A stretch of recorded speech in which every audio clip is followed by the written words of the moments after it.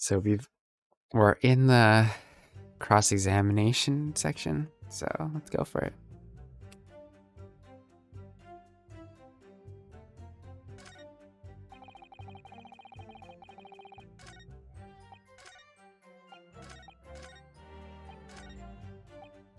Okay. All right, we are trying to figure out what is contradicting in this story.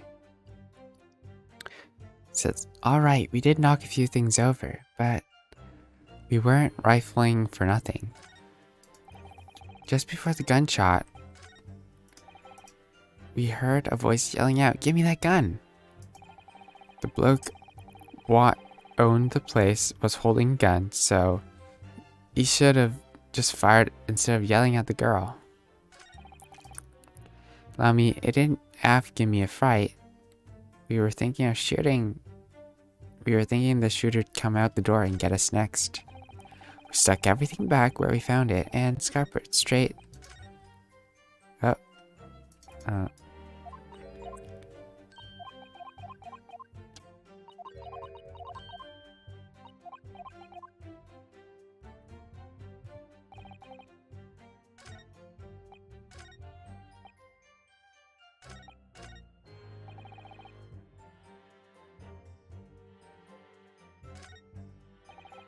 We couldn't have shot the pawnbroker. We never had a chance, did we?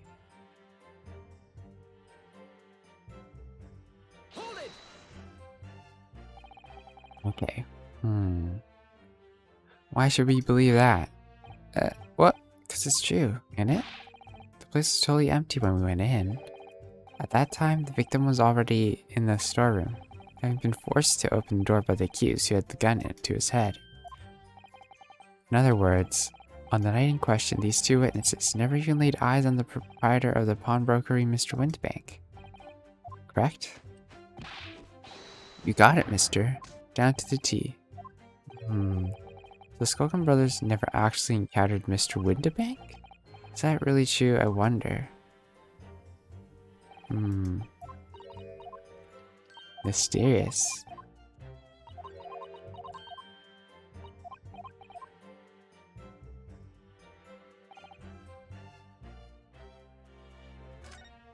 I kind of forgot what we've all pressed through, so let's just press everything. If that's the case, why didn't you testify that we're not exactly clean?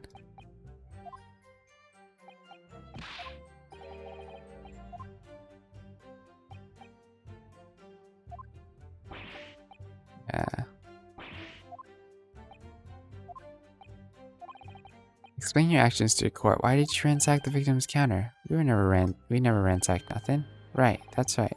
We more like tidied up the place. Sorry. Just before we heard a voice yelling out, "Give me that gun." So in fact, you heard the voice and the gunshot almost simultaneously? We did, Gov, we did. Although I suppose, being honest, we heard a wavering voice with a yell and all. If you don't get shot, I want to get shot. Give me that gun. Bam. Kind of thing. You're acting tragically, miss, yeah. So they're good at acting. Could you tell? On the other side of that door behind the counter it was. From the storeroom where the victim was found dead. The voice you heard, it was that of the victim, Mr. Windibank. Yeah, doing that thing.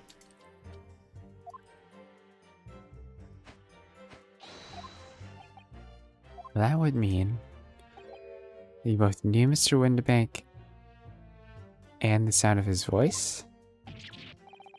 That would mean what? What? Any idea? Yes, counsel, indeed would. No, we didn't know the geezer. How am I supposed to deny it when that bloke in all the fancy clobbering give us the evil eye? What? If you value your lives, you ensure your testimony is accurate and true. Oh, as we exposed a new fact? Immediately after hearing the voice of the victim, you heard the gunshot. You stumbled, causing you to somewhat upset the items.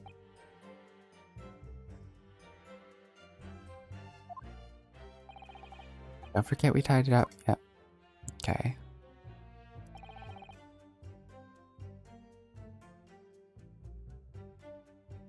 It's holding a gun. Why did he say he was holding the gun? You're saying that Mr. Winterbank had a gun in his hands? Bet that was a sight, eh? Two of them.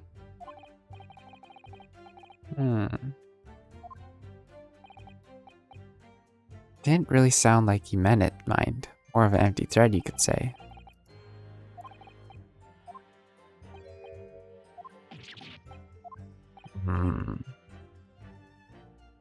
Hey Liam, good to see ya. We just finished our Bible reading section today. I hope you're doing well. Yeah.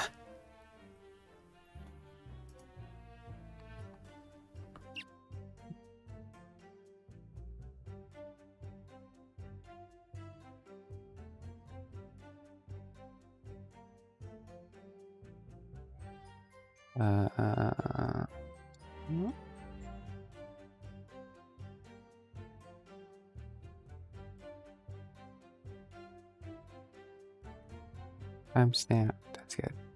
Alright. Just got up. Do you have work today? Or are you free today?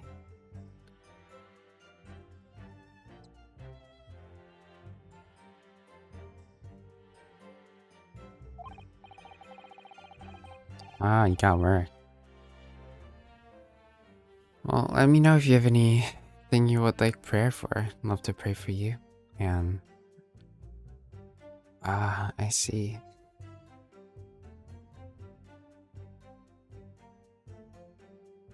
Do you normally have breakfast before you go to work in the morning? If that happens? Or do they kind of like feed you after the fact at work?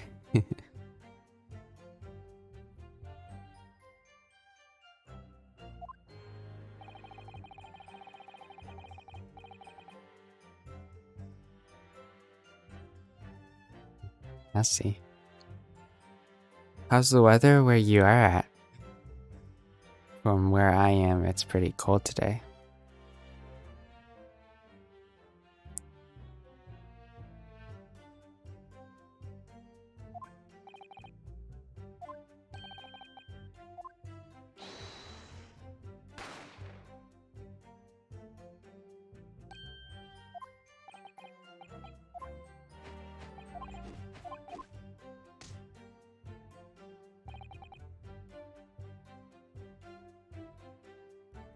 Right.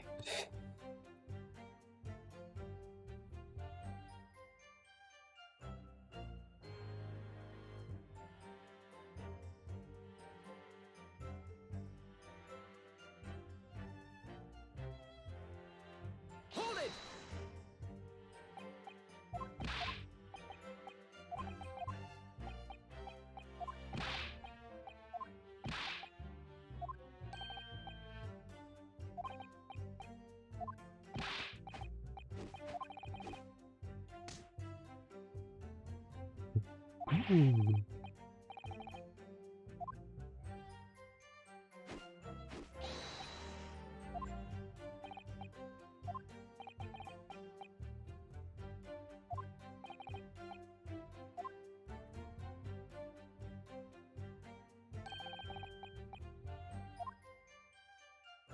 I wonder.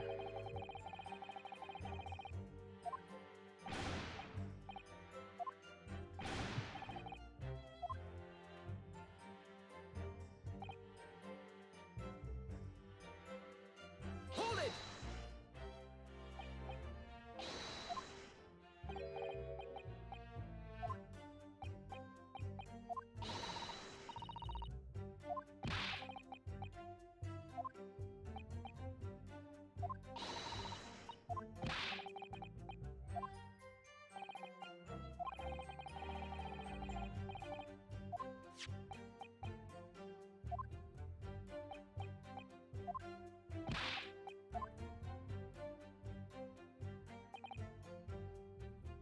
Alright.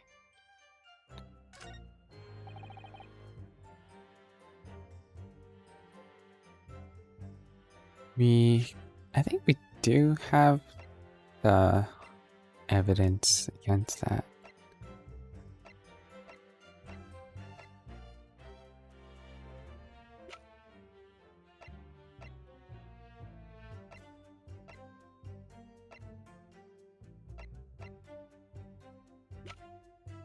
Mm,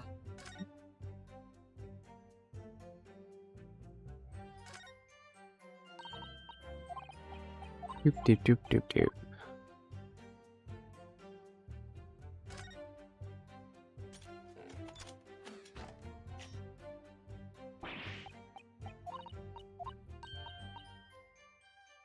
For prayer, pray for me. I'm able to witness coworkers. Talk with my brother sometimes, but he gets frustrating to me. It seems he just doesn't care about the logical results of his worldview. Yeah, for sure. Let's give the audio a pause.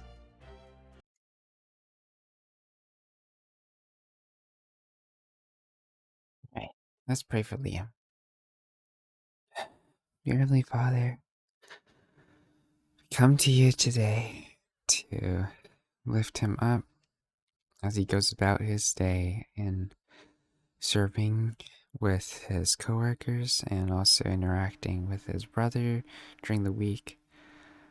God, I know that there are challenges always along the way of sharing the gospel and making it known to a worldview that denies you. God, to give him the right words to say and the truths of your word to speak clear in wherever he is, and give him the boldness to um, stand firm on your word.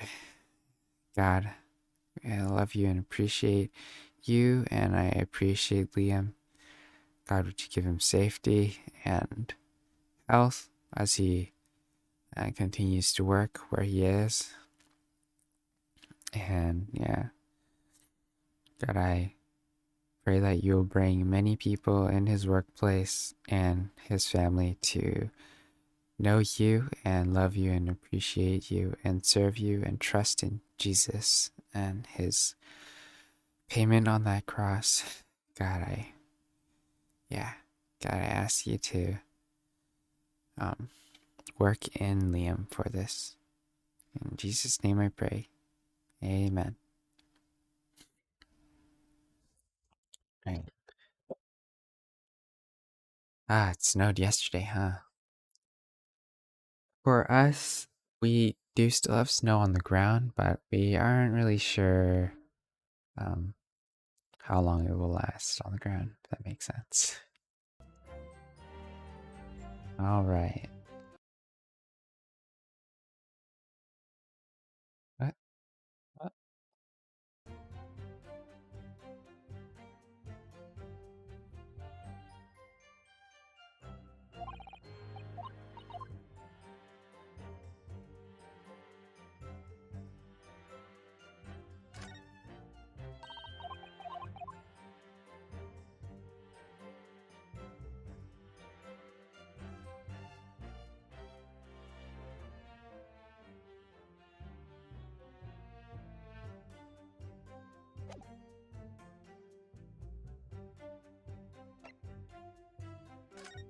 And look at this. Magnifying glass. 1:30 a.m.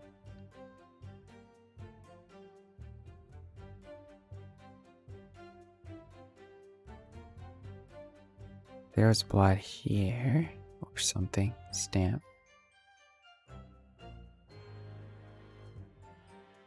The cat. There's that thing. Just before. The cat's still there. Thank you. And you have a great day too.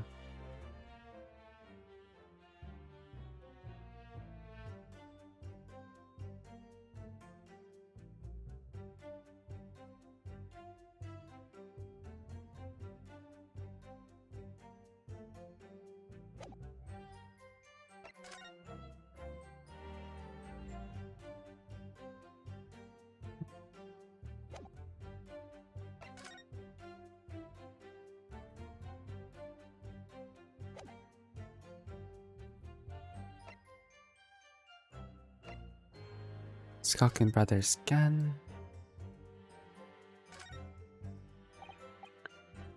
Loaded with 5 out of 6, so you only shot 1 shot.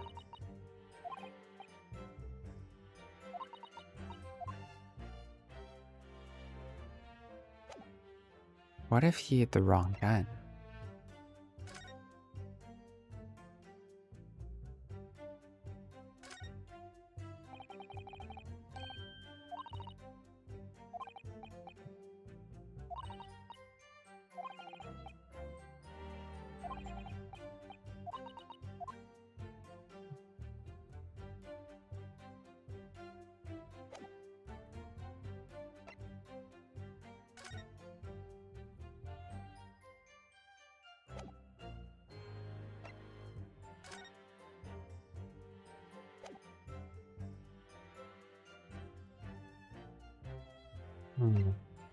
Autopsy.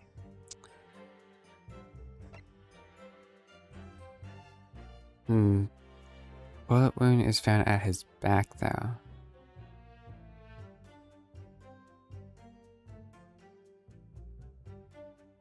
From the back.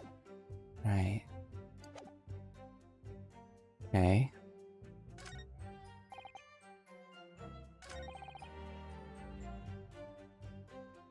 The bloke what owned the place was holding a gun, so you would have fired. Should have just fired instead of yelling at the girl. Just real the gunshot we are yelling out, give me that gun. Knocked a few things over, something. Not sure.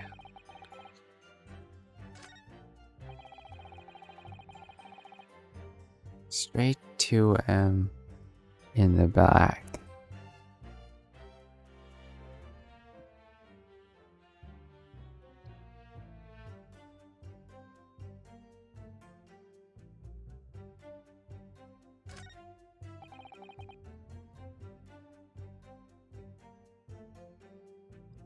Present.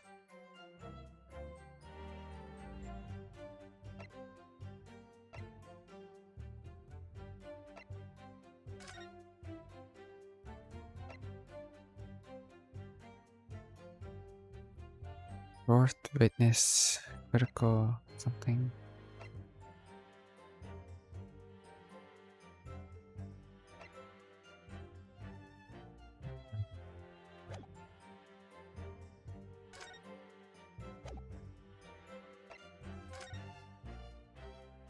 Pickpocket something.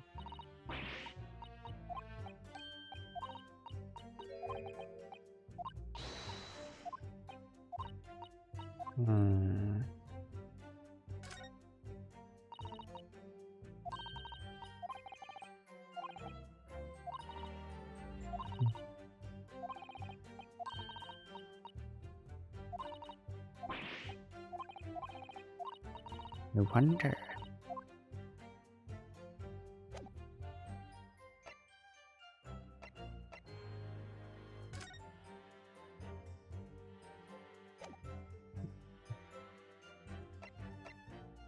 Blood samples. Window banks. Screen.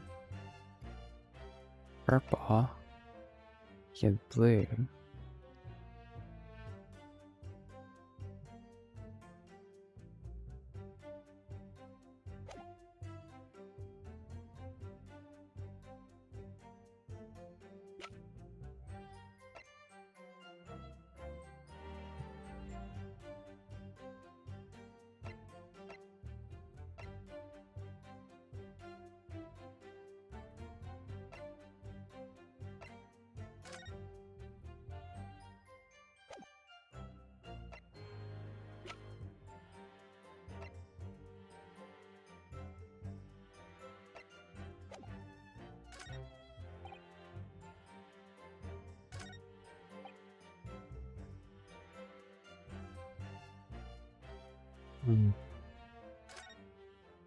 I need a hint. That's it? That's the full extent of their testimony? What is it, Runo? You look very fierce. I could pour you some herbal tea if you're tired. Thanks, but I'm fine. Being such a logical thinker, you'd probably laugh, but I feel as though these brothers are still hiding something. Something important. There's nothing more than a feeling, though. I have no proof to support it. While feelings can be very logical at times. Movement in their eyes, the words they choose. You can take that all in and could analyze something to come up with your feeling.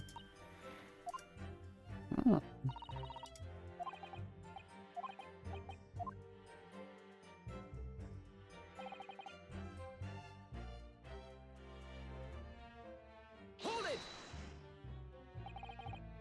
That's the case, why did you just testify to that effect in the first place? Well, yeah, okay.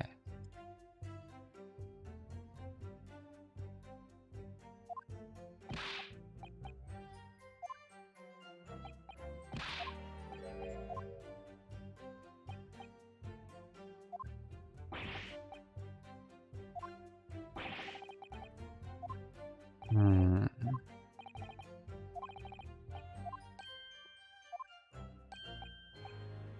Hmm.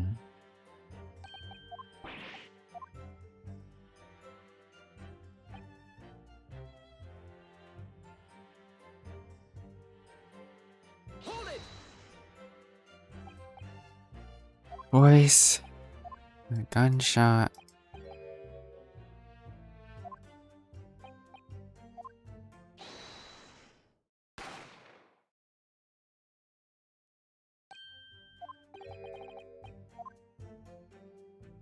Right.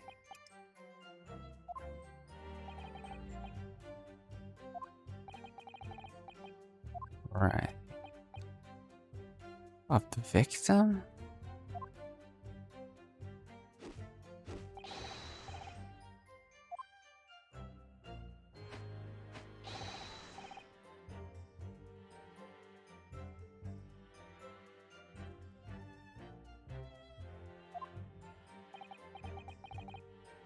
That would mean that you both knew Mr. Wonderbank and the sound of his voice? Eh? That would mean what? What, Nash, what? Any ideas? Yeah, counsel indeed it would.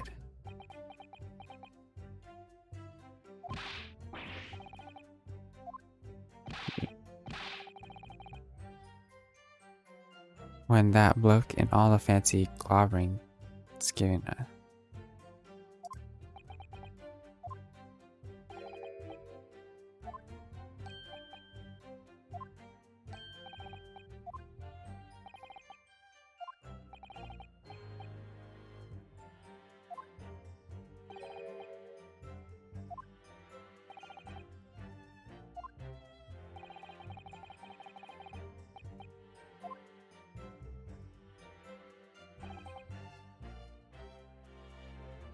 The bloke who owned the place was holding a gun, so he should have just fired.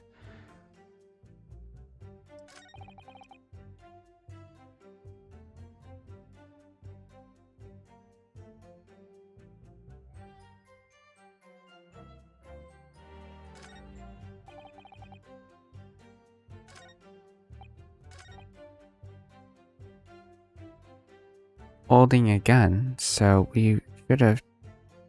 So you just... Look, well, owned the place was holding a gun, so you should have just fired instead of yelling at the girl. Saying had a gun in his hands? To... You say, if you don't want to get shot, didn't really sound like you meant it. Or an empty threat. I think that's the...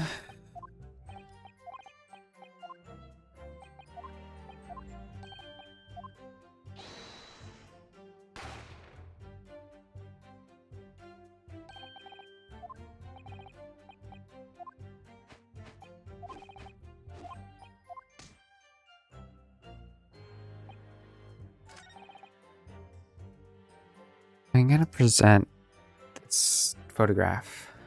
I'll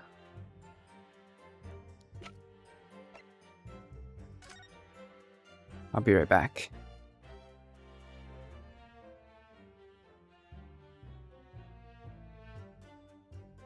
Ugh. Hold on. Be right back, screen. Let's go. Whee!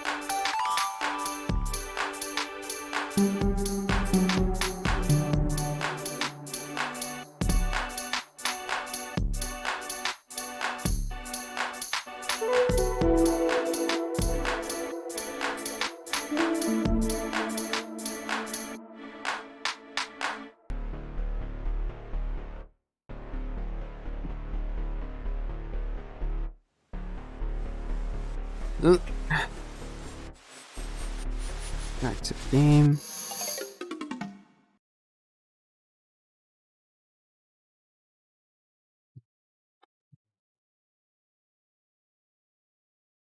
The bloke who owned the place is holding a gun.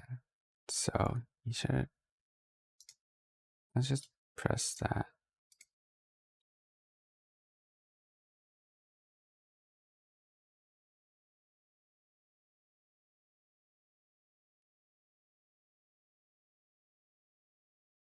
What's going on? I don't hear an audio. Is that correct? That's it, Gov. You got the picture. Now she has no question. And yet the photographic evidence at the time of the incident clearly shows that Mr. Windibank was not in possession of a firearm of any description. You surprise me. Does the defense really intend to highlight evidence that compromises the position of the accused even more? The defense has failed to establish that the photographic print presented was taken a suitably short time prior to the victim's death. Yeah, that's right.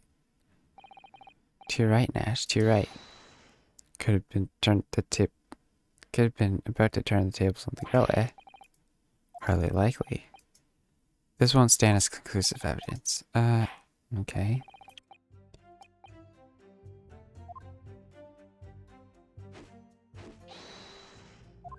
Okay, so we don't have conclusive evidence.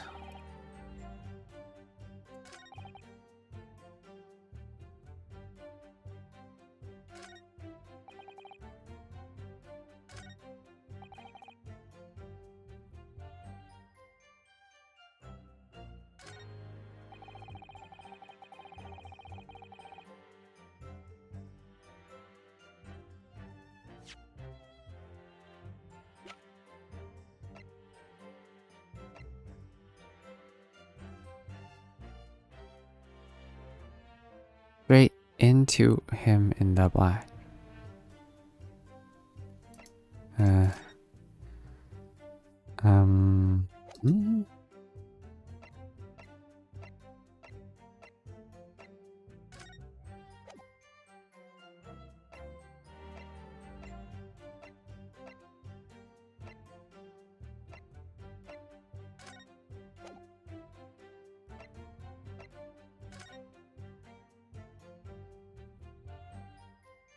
The dog.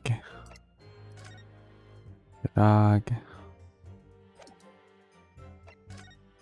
It's still there. Still the clock. There's still the stuff there.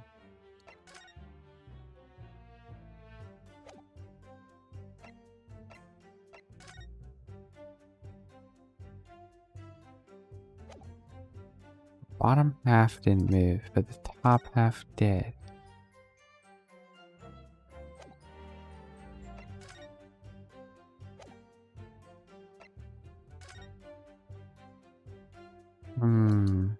I mean, we could present. Objection. No. Yikes. Okay.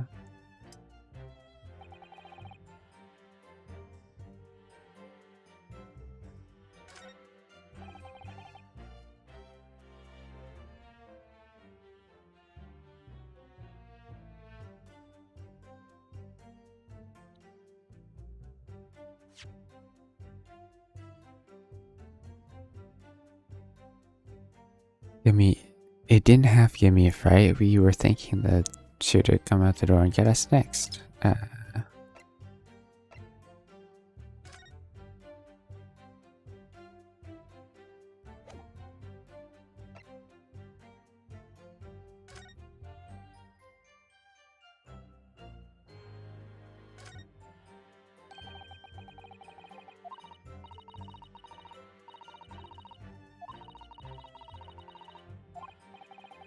It's strange, isn't it? Perhaps it's a problem with the title? Perhaps Mr. Sholmes is a family fan of someone who has that name or something? Well, it doesn't have quite the same ring to it, but I could change it to the Hound of the Naruhodos. Let's say Mr. Sholmes is a friend of someone who has that name too. Well, in that case.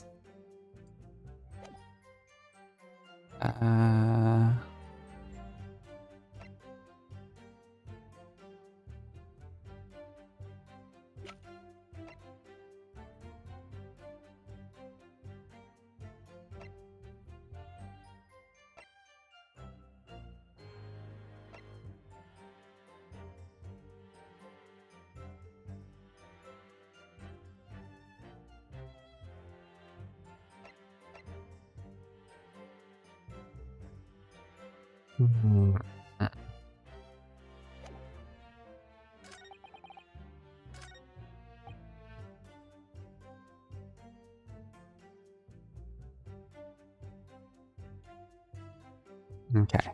Yeah, maybe present.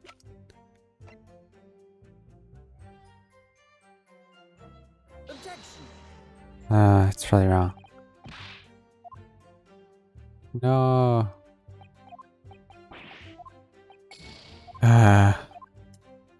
I'm getting nothing. Give me that gun.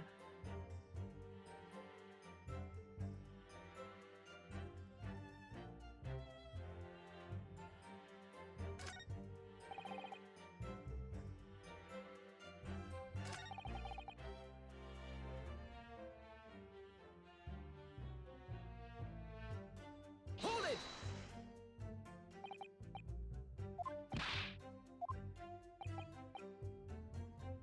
Hmm.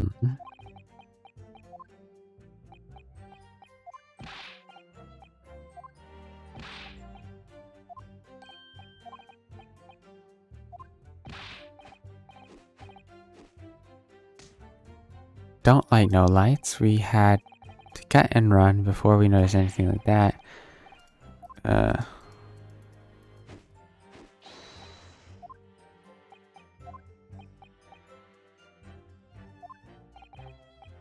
Unfortunately, yeah.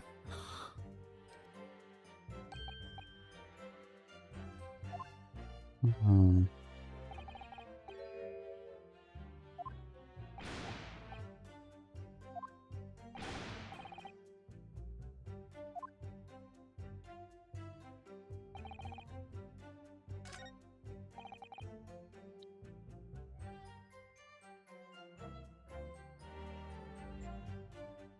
Uh,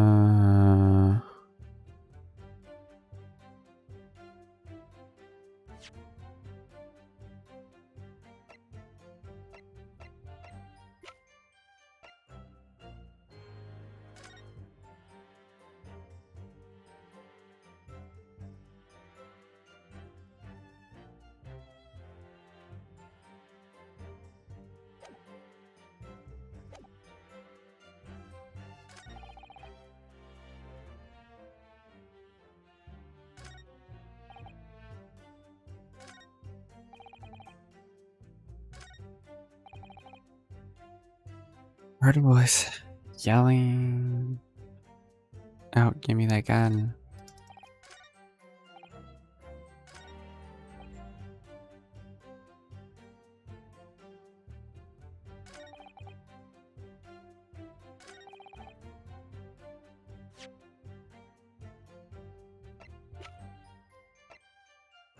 Objection! No, we're hitting a dead wall. Not sure what I'm trying to get.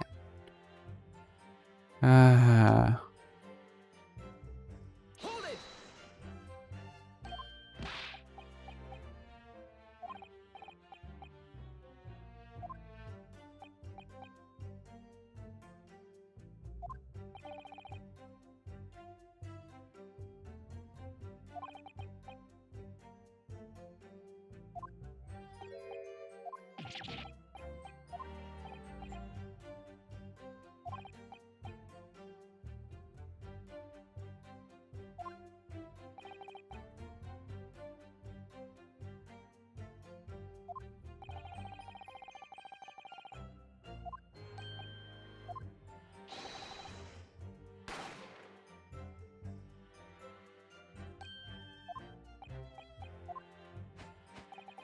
there are only two. There's only one gun in there.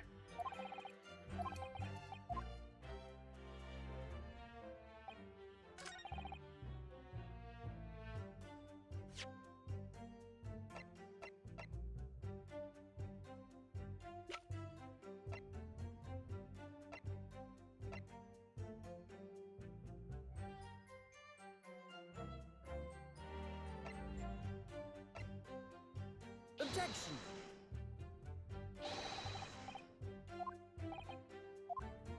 No. We're dead. We're stuck. We don't know. Yikes. Yikes indeed.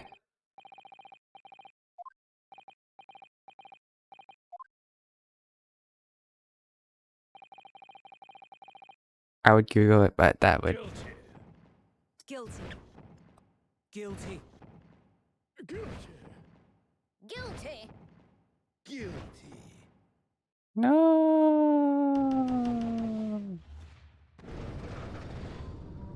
Ah.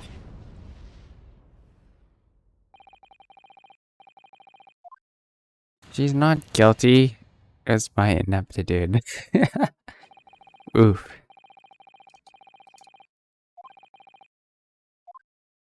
Dun dun dun.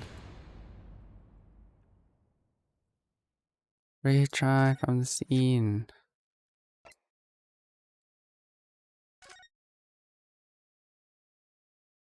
Hmm.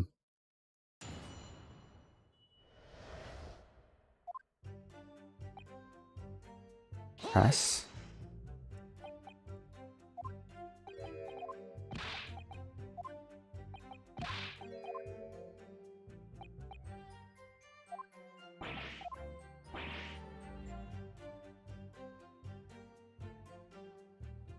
Hmm.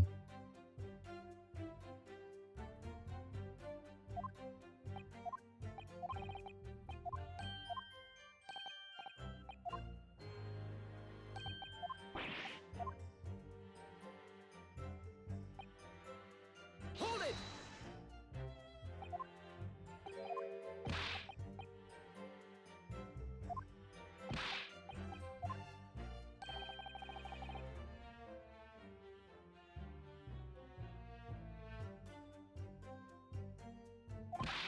Hmm. Is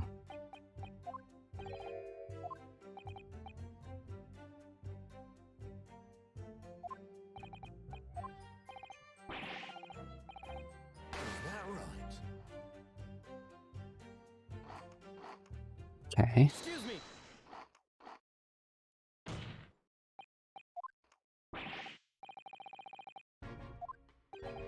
Uh.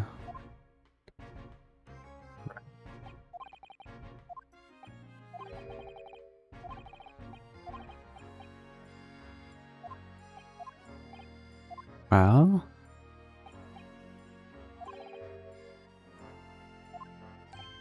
Oh, okay.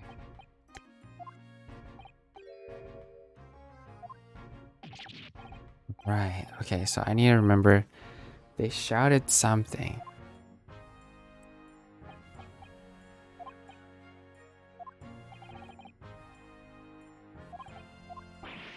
Okay, okay.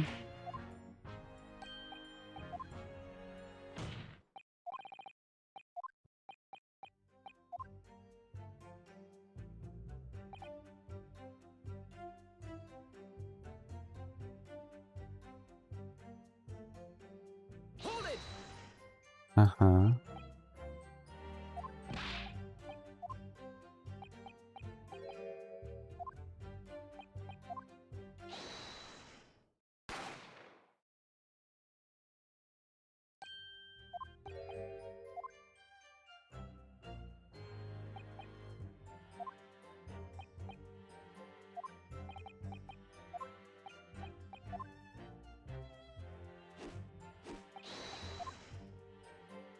Okay.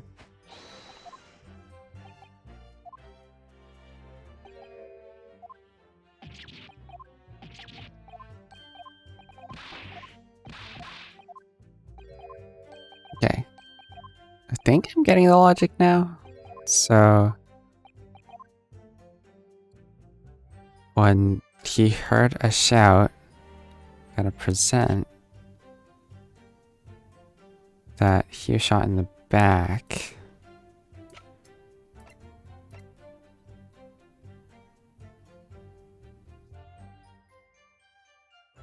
Objection!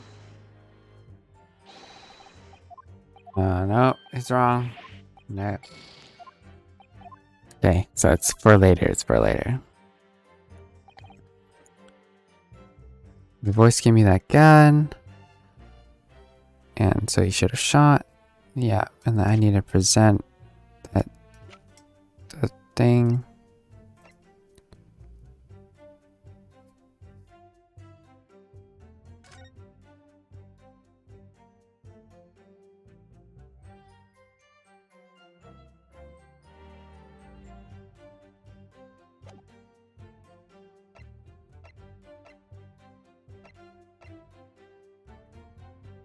Objection! Right. Saying Mr. Ryan wielding a gun. Yep. You got the picture. Yeah, she wasn't a question. Was in possession of any firearm, right? You surprised me. Yeah, okay.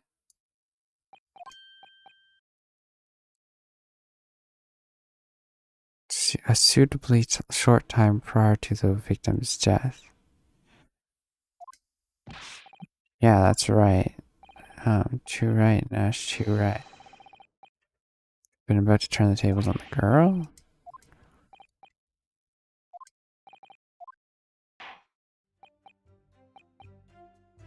Right. Right. Alright, press that. Should have come out of the door, get us next.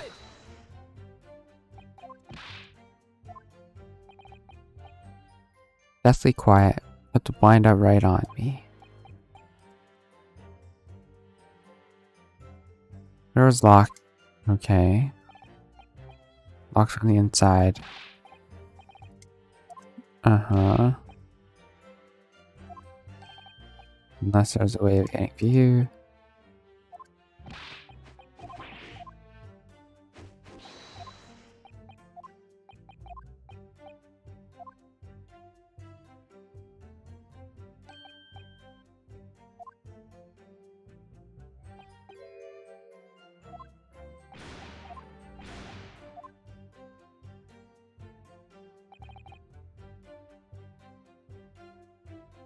Hold it! Right.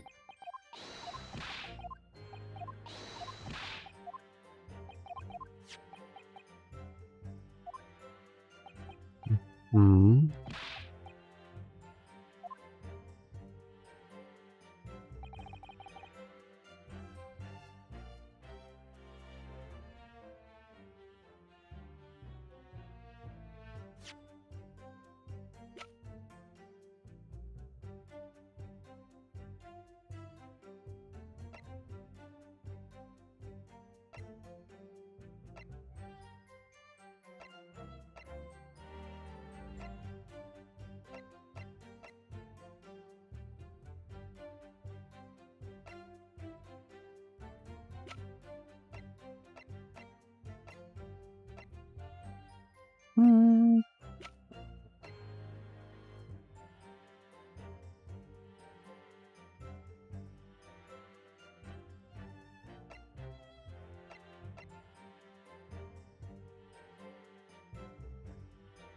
Objection! I mean, it has 6 bullets. Uh...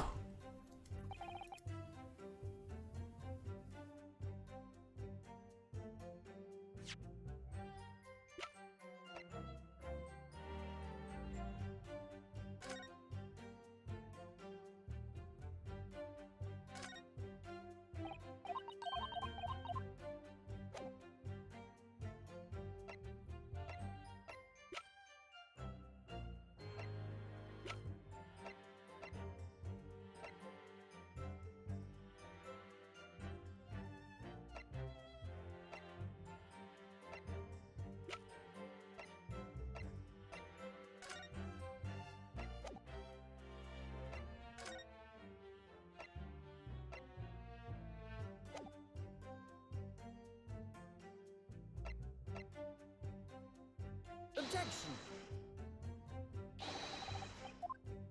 Nope. No. Okay, I have no idea. Press. Hold it! How come?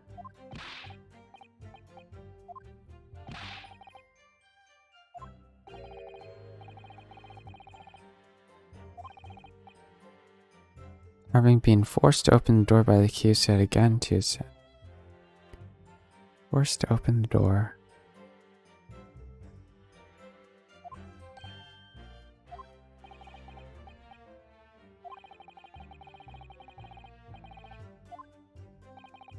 Correct?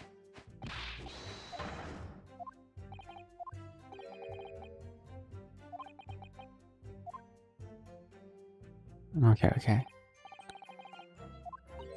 So we need to prove they have met Mr. Winterbank before.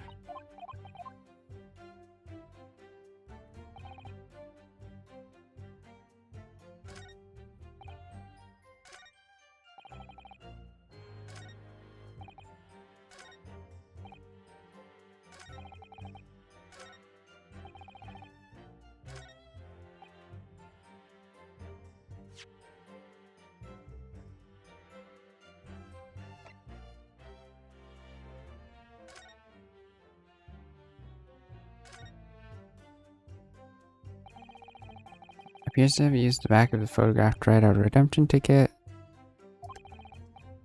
Neatly, but perhaps you ran out of paper. How'd you know what's the front, what's the reverse side now?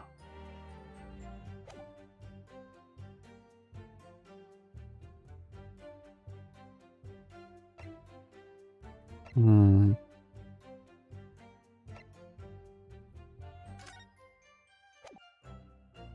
Redemption ticket issued by the pawnbroker owned by the victim, Mr. Winterbank. Blood on it, Mr. Mason's.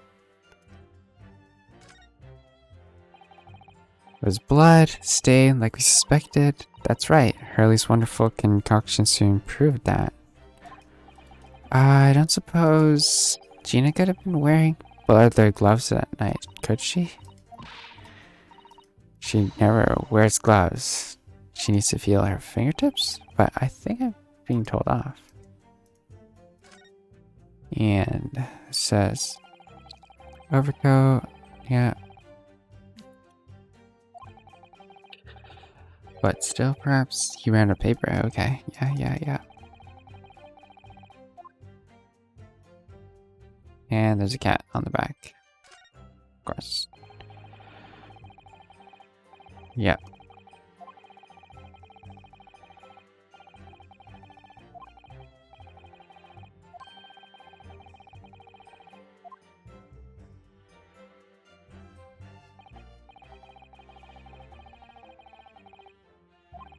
Mm-hmm.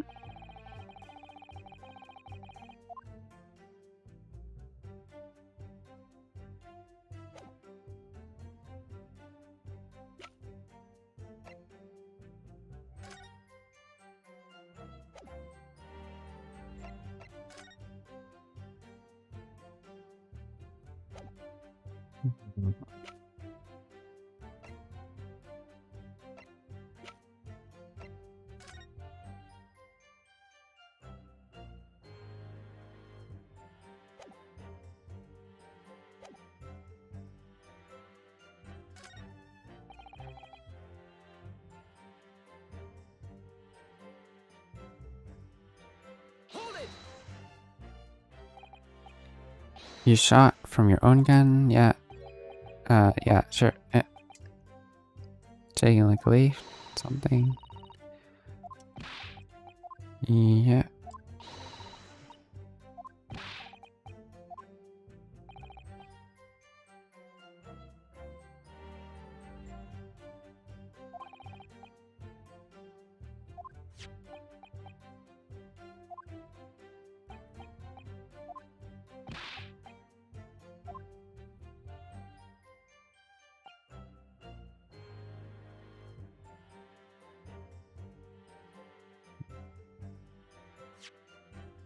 But the gun.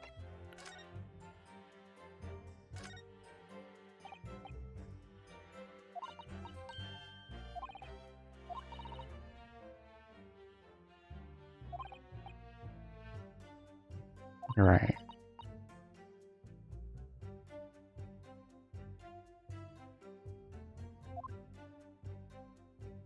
Hmm.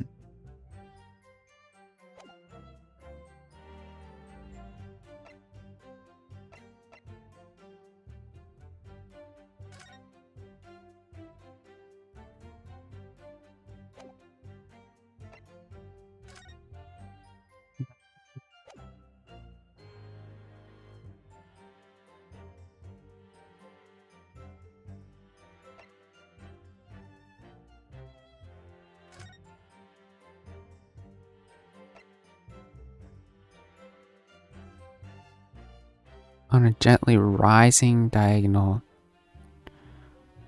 from the back.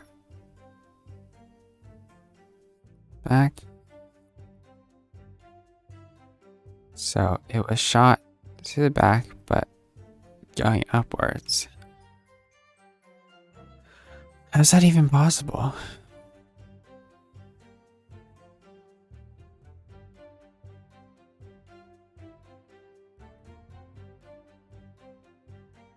Upper half.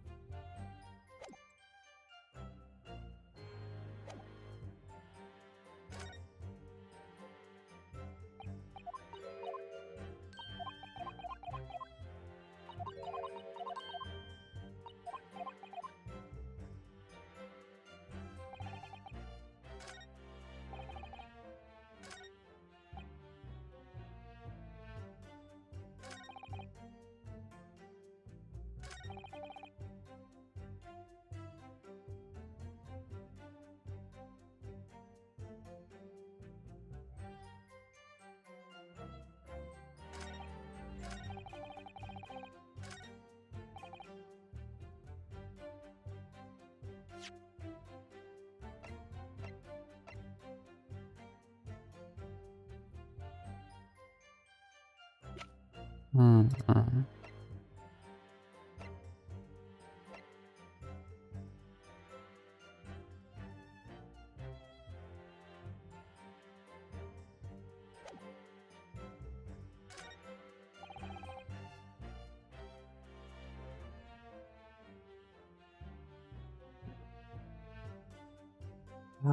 That's rough. I'm not sure. Hmm. Should have just fired instead of yelling at the girl.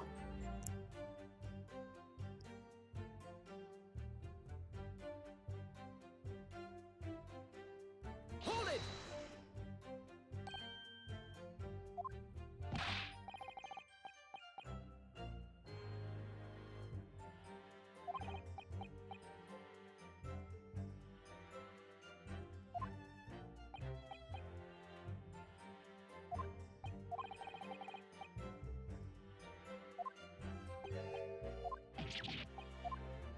Hmm.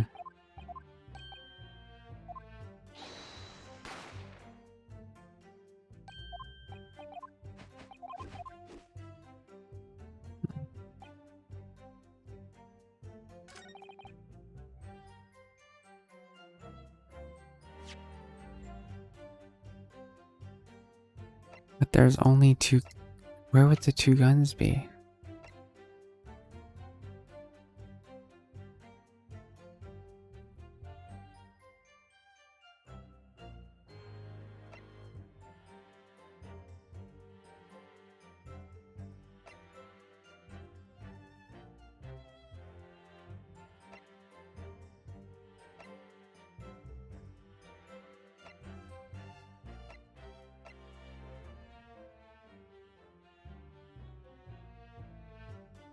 Oh, Mr. Windbank's gun.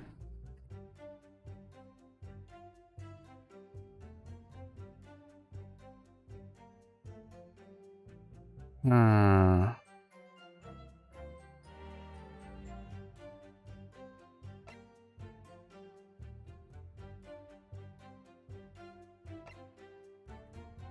Objection. Nope.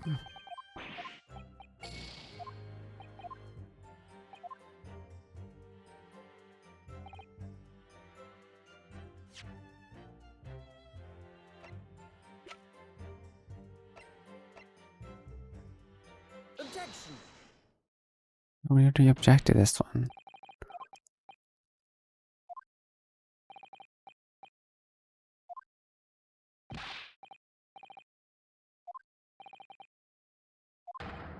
Objection! Right.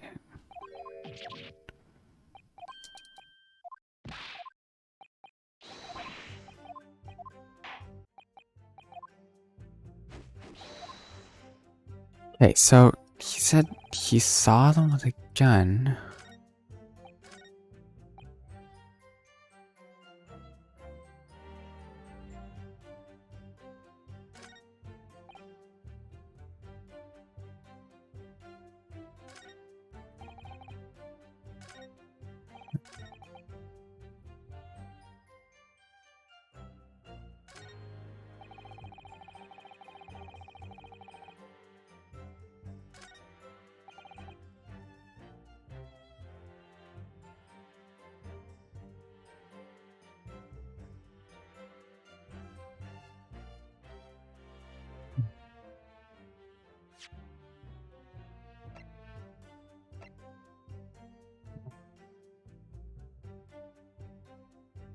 Yeah.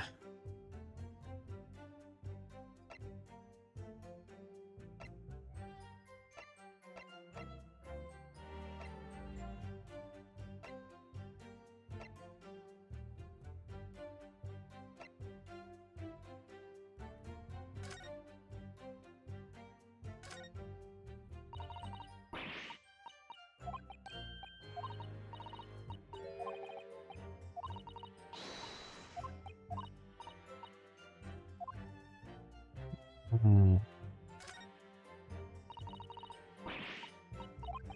Liquid, bloop, bloop, bloop, bloop, bloop.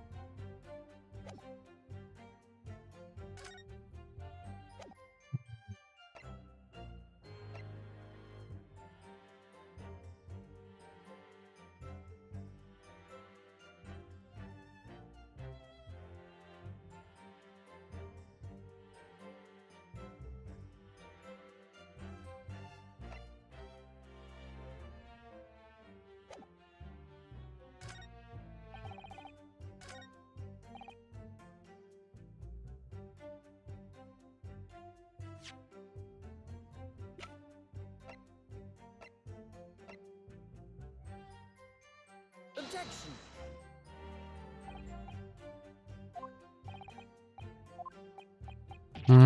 You're out again.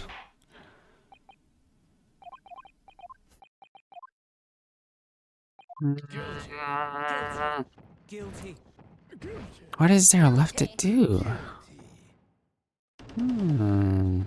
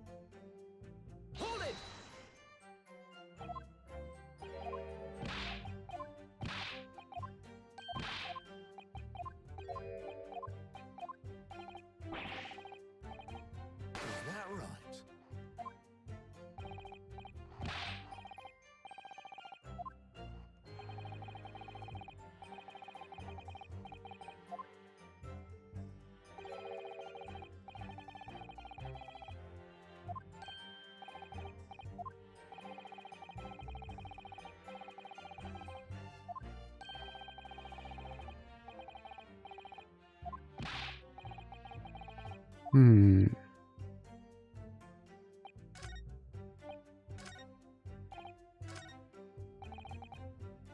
Hold it! Okay. You talk, blah blah blah blah blah blah blah blah blah blah blah blah blah blah blah. And then we trigger the thing. Is that right? Excuse me. Right.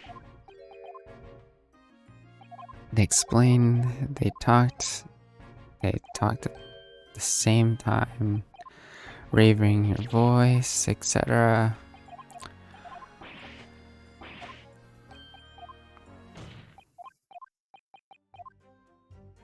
And then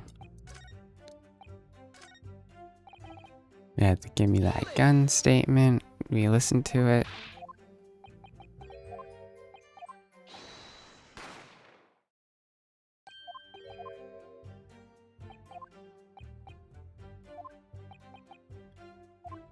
Right, the storeroom. You heard it was that of the victim.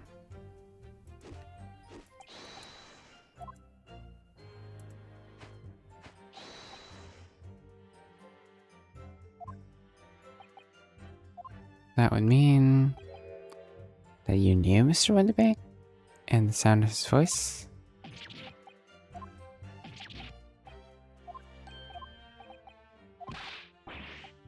You don't know the guy, geezer.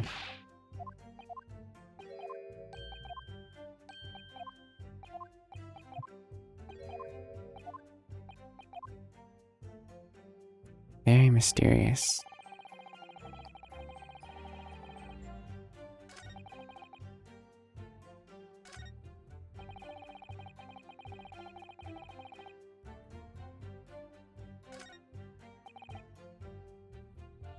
Never had a chance. Hold it! How did you do that? Yeah.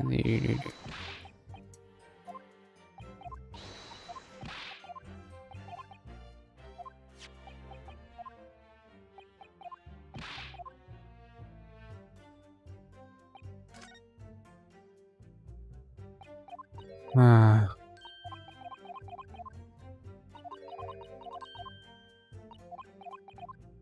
yeah, not sure.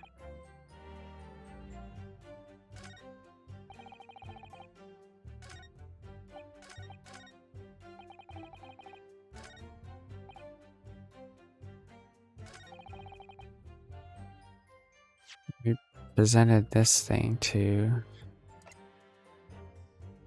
Objection! just because we could. Objection!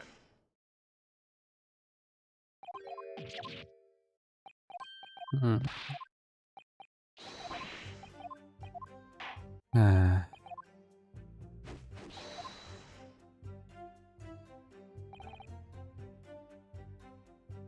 wish I could just ask, you know,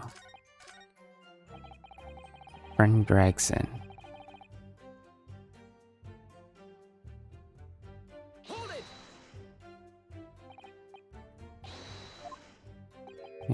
Yeah.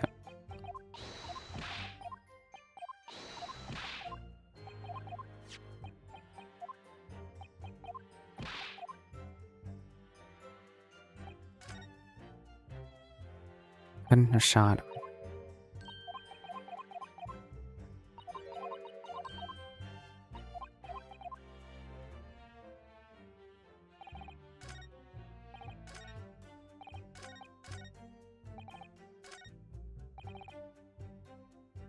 Hold it!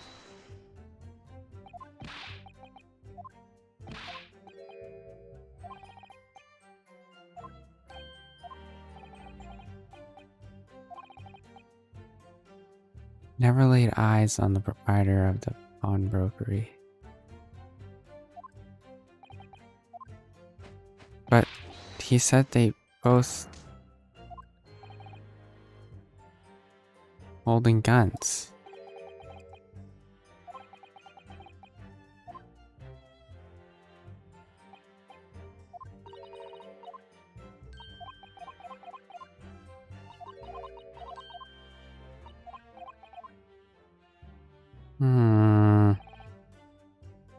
Let's see. So it's a mystery. Everything back where we found it. Straight to him back. Gonna shot him. Never had a chance.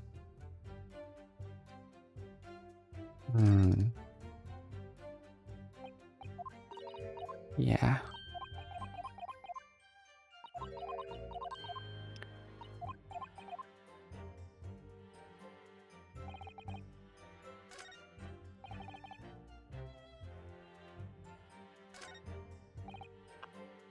Owen Place was holding a gun. But he said he never met. How do you see him holding both the gun? Hold it!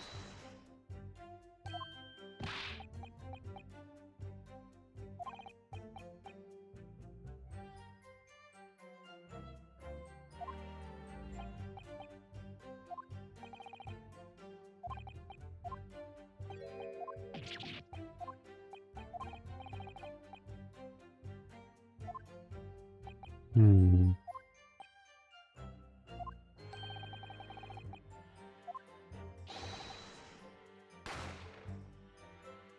Hmm.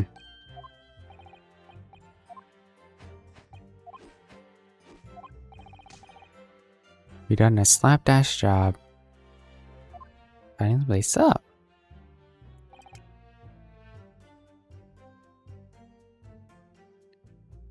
It didn't give AFME a fright. We were thinking the shooter would come out and get us next. Hold it!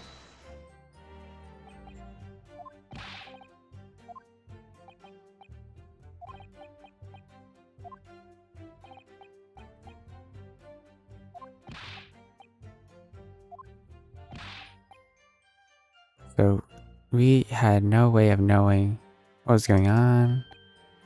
Unless there was another way to get a view. Like the keyhole, spiral, don't ring no bells, no yet. Hmm.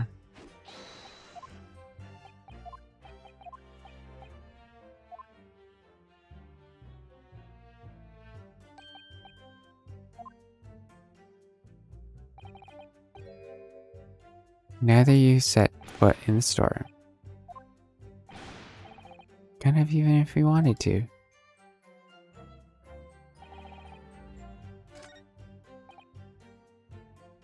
Hold it! No. We already went through all that. Can I? Mm.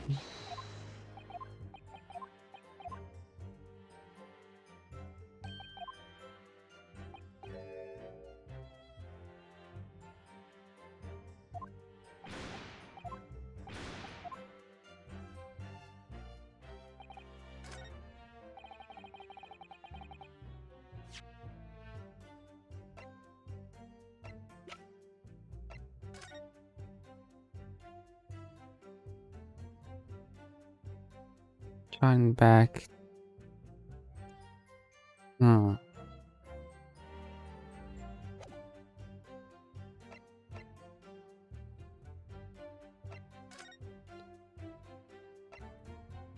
Bullet wound, instant death under the body from the back on a gently rising diagonal trajectory.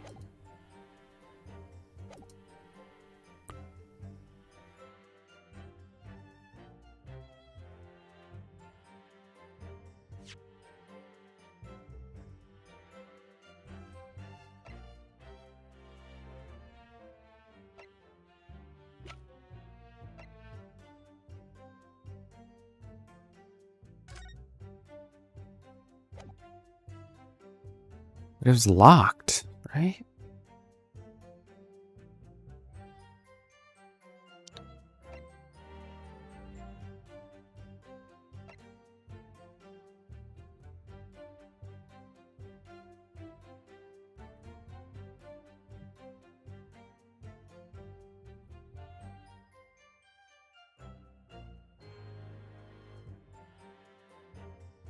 Lummy it didn't. Is he Lummy? I'm confused. He's Ringo.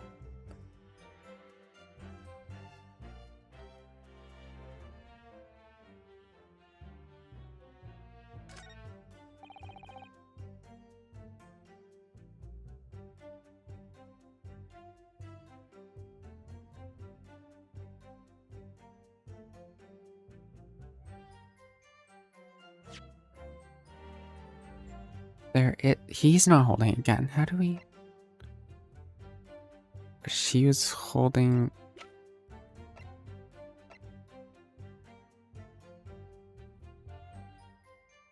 Objection. Um,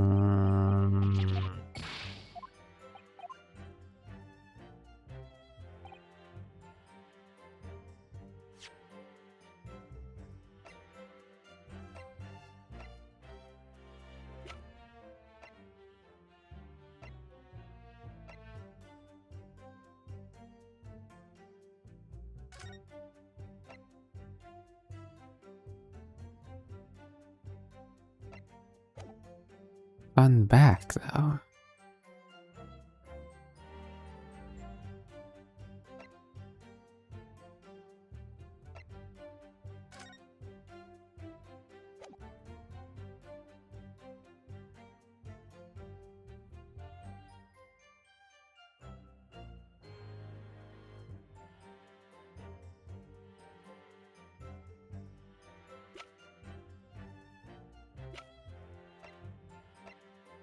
Hmm.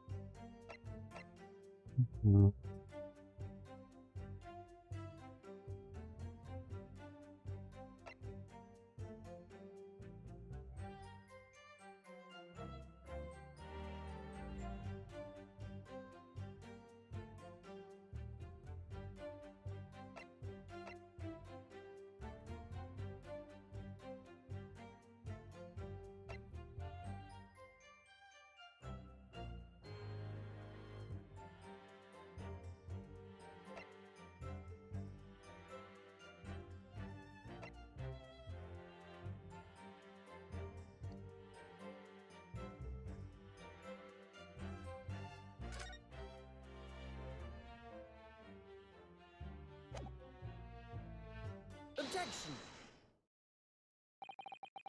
They're saying, oh, we finally found out that on the night in question, the victim, Mr. Winterbank, was wielding a gun. Is that correct? That's it, Gov. You got the picture. He has, Nash. He has, no question. How do we know? Yet the photographic evidence obtained immediately after the incident clearly shows that Mr. Winterbank was not holding a firearm of any description. Oh, you what? Gordon Bennett. That ain't right. Objection. There can be no question that the victim's revolver was used in the incident. I would remind the court that Mr. Winterbank's gun was found at the scene, but she was holding it. Right. Not only was it identified as a murder weapon, but it was found under the accused's hand. Right. But, yeah, that mold tooler used the victim's own gun to finish him off. Give me that gun. Boom.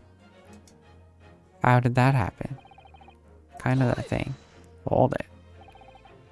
It's exactly where it's right there. If the crime scene had taken place as you so colorfully described in your testimony, it would rise to an undenied significant final inconsistency of the final moments you just acted out. Are you sure, counsel? Ah, finally. You intrigue me, my learned friend. I see some evidence to support your claim.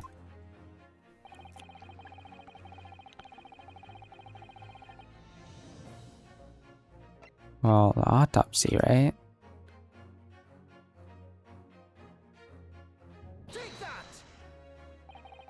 According to the testimony, the witness claimed to have heard the shot, "Give me that gun," followed by the gunshot. Indeed, the two events happening almost simultaneously, led to believe. That's right. Now, if that testimony is true, it would mean that the moment of death, the victim and his attacker would have been facing each other. Hey non-competitive gamer, welcome to the stream. How are you doing?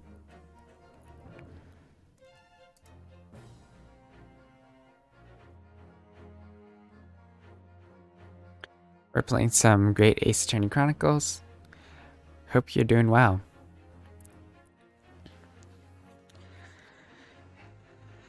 You can call me Yoshio Steve, you can call me Andrew, and yeah, we play some of these games.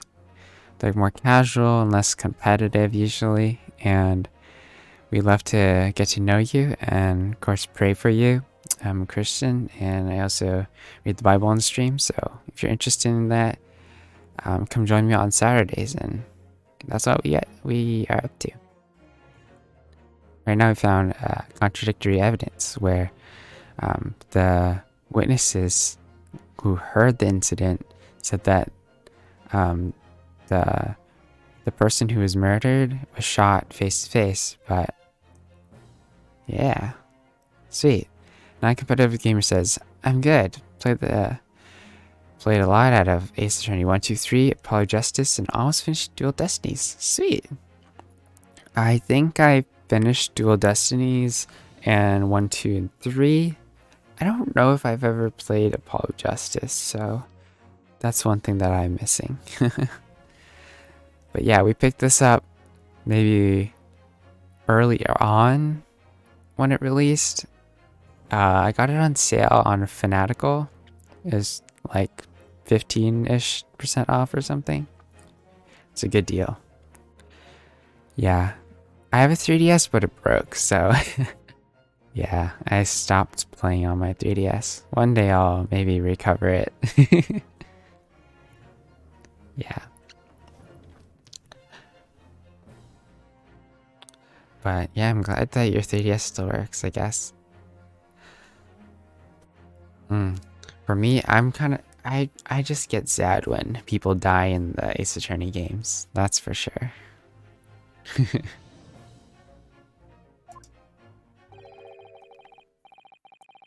Yeah. So our victim, Mr. Winterbank, who owns a pawnbrokery, they died for being shot by somebody, but we don't know who. So as I stated before, I mean, that's the game, but I get it. Yeah. Someone's got to get hurt in order for us to get to court, I suppose. Yeah, gah. But it's the God honest truth. It is, Ash, it is. When we was shot, when he was shot that night, the shopkeeper had a gun in his hand. We saw it with our own bleeding eyes. Okay, so when did they see him? That's an inconsistency. They said at first they denied seeing him, so yeah. Oh, busted. Something like that might have slipped out. Favorite prosecutor?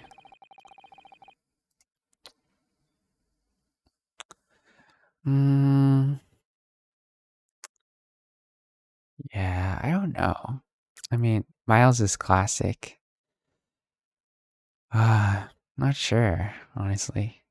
I think I still like Miles. I just like the people who are trying to do the good thing, even though they get caught in the wrong situations.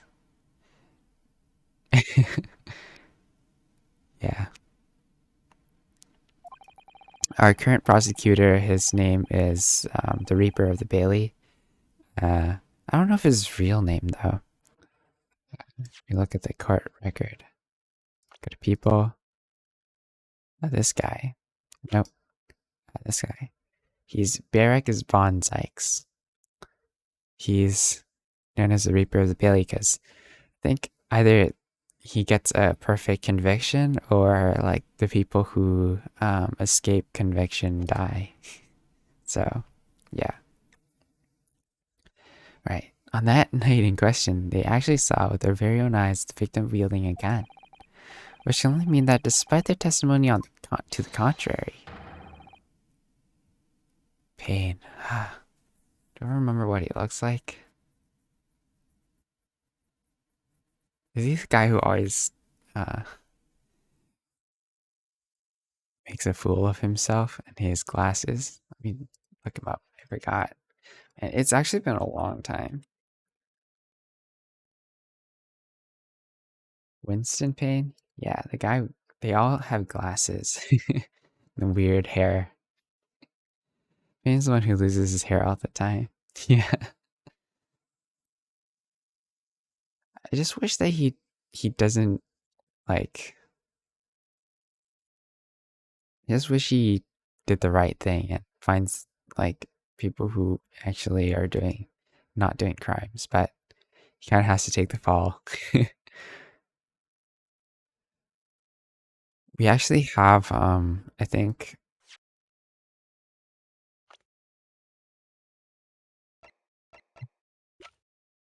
we actually had a appearance of Pain, I think, in this game, but it's not the same guy. It's like a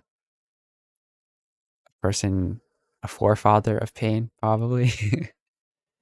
Yeah, he was in Japan in the first trial. So, if you've never played this game, I definitely recommend it.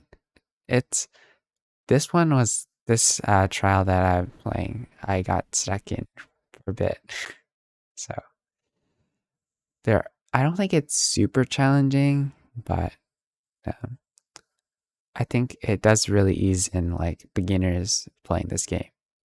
So it was good. Let's see, the Skulkin brothers must have encountered the victim in person. Nash, no! That guy's really short. Order, order, order. Witnesses, explain yourselves at once. The thing is, we weren't supposed to, It seemed that my previous warning fell on deaf ears. Made it quite clear that false witness would be the death of you. Might I understand that you replaced the untruths in your original testimony with renewed lies? Ever so sorry, Governor. Truth is, cut it out, Nash, cut it out. If we blab now, you know what it'll do to us. Oh, sounds like there's a third party involved. He? Who are they talking about? Let's make your position perfectly clear. You will talk. There's no other option available to you. Bruv, come on, the game's up. But I'll have our guts for garters. Garters might be talking about snakes. In case it wasn't quite sunk in yet, no matter how hard you try to hide it, the truth will come out. On the night in question, it is now apparent that you met face to face with the victim. I demand that you testify again to explain the precise circumstances under which this meeting took place. Well, do we have to? On pain of death, I suggest you make yourselves fully aware that this is your very last chance to tell the truth. Alright, we're hearing another testimony. Alright, we just got inside the gaff and heaved a sigh of relief when the geezer showed his mug. So, he saw the geezer, which is the pawnbroker. Gave me that gun, he bellowed, and then flew at us like we were possessed. Or like he was possessed. I thought we had it. For an old geezer, the book was strong as an ox. He chucked me over the counter. So, Mr. Windibank threw them over the counter and knocked over the stuff, maybe? I pulled the gun on him, and then he legged it. He legged it through the door into the back room, so he fled. He never had nothing to do with killing him. That's all that happened, I swear. Okay. You're still pleading innocent.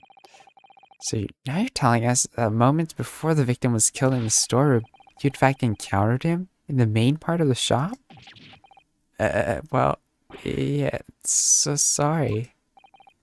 Well, we find ourselves in an interesting juncture. This changes matters considerably. Yeah, it does. But honest, Governor, this time. This time, Nash, this time, we ain't got nothing more to hide. Very well, counsel for the defense, you may proceed with your cross-examination. We'll see about that.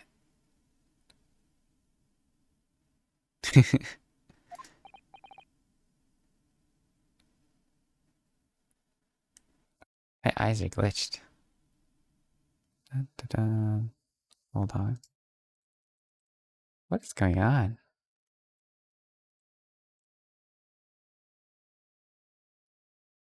Let's make some changes.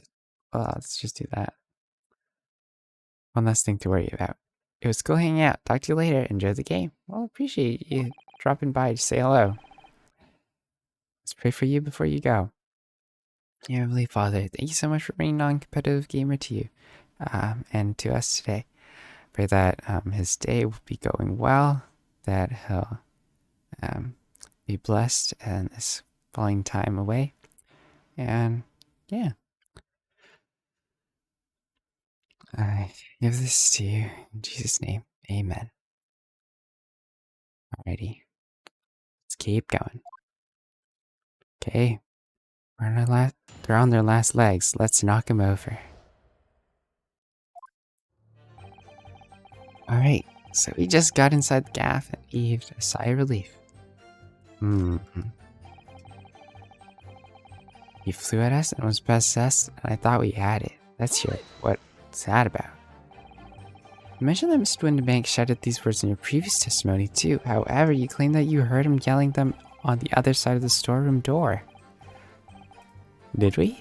The truth is, he was shouting those doors at you, wasn't he? Well, yeah. Was the victim Mr. Winterbank wielding a gun at the time? Was he ever? Blimey, Lemmy, great ugly barrel he had. Pointing straight at me. Front is peace. So what you're saying is you definitely saw Mr. Winterbank with the gun at that time. Is that right? It is, Gov. It is. Spot on. And all of a sudden, he came at us. He did.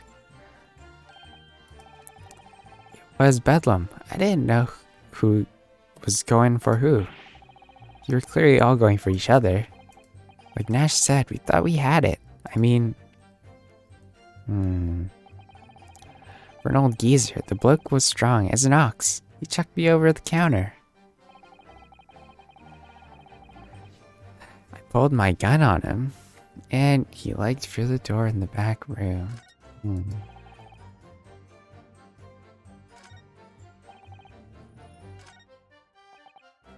Hold it! You know that you mentioned the counter in your previous testimony too. Yeah, of course he did. He knocked us over a load of books, a candlestick, and some skull, whatnot. I got tangled in some marionette. What knocked over a picture frame? What knocked over them scales on the floor? So in fact, it wasn't the sound of a gunshot that shocked you and made you knock those things off the counter? Well, big bruv here went flying over that counter like a gunshot, I can tell you. Then the old geezer pinned him. So, whoa. You did, Nash, you did. If you hadn't been there, the bloke would have flattened me like a bloomin' pancake in seconds. Interesting. At the time in question, the alarm was raised at the local police station via a secret cable from the pawnbrokery. There's a button underneath the counter used to activate it, which was presumably pressed by the victim.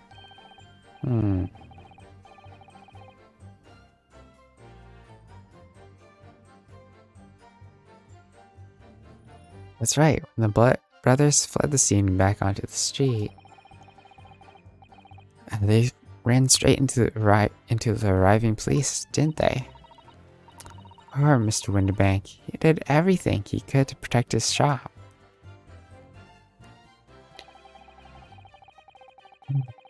I pulled my gun on him, and then like through that door in the back room. Okay, let's press. Hold it!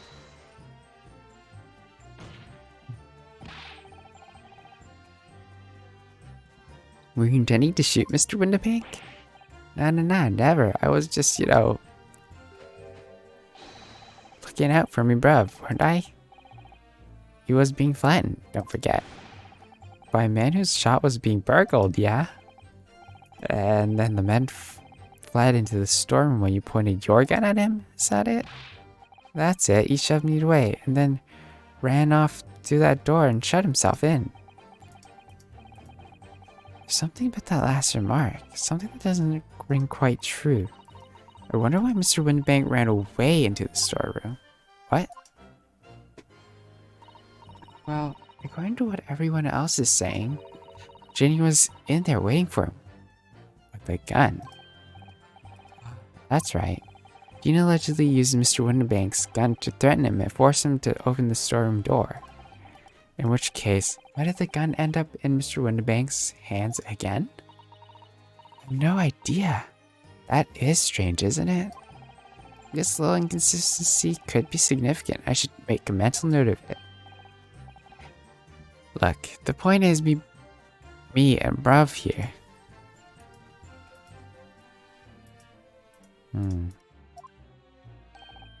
That's right, Nash. Me and Bruv here. We never had nothing to do with killing him. That's what happened, I swear. Hold it! You say you had nothing to do with it? Nothing at all. Nothing, Gov, nothing. That old geezer went and shut himself in the back door, didn't he? Locked it was, from the inside. We know it was, because we tried to open it. But it's a decent door, that one. Good and strong. Wouldn't budge an inch. So you touched the door, too. The situation remains unchanged. I doubt it. Inside the storeroom with the pawnbroker, there was only one other person.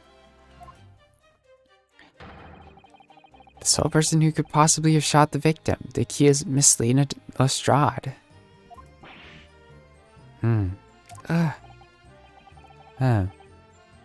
It would appear so. What say you to that, counsel? I don't know. Was there anyone else apart from Gina who could have possibly shot Mr. Windibank? There could have been.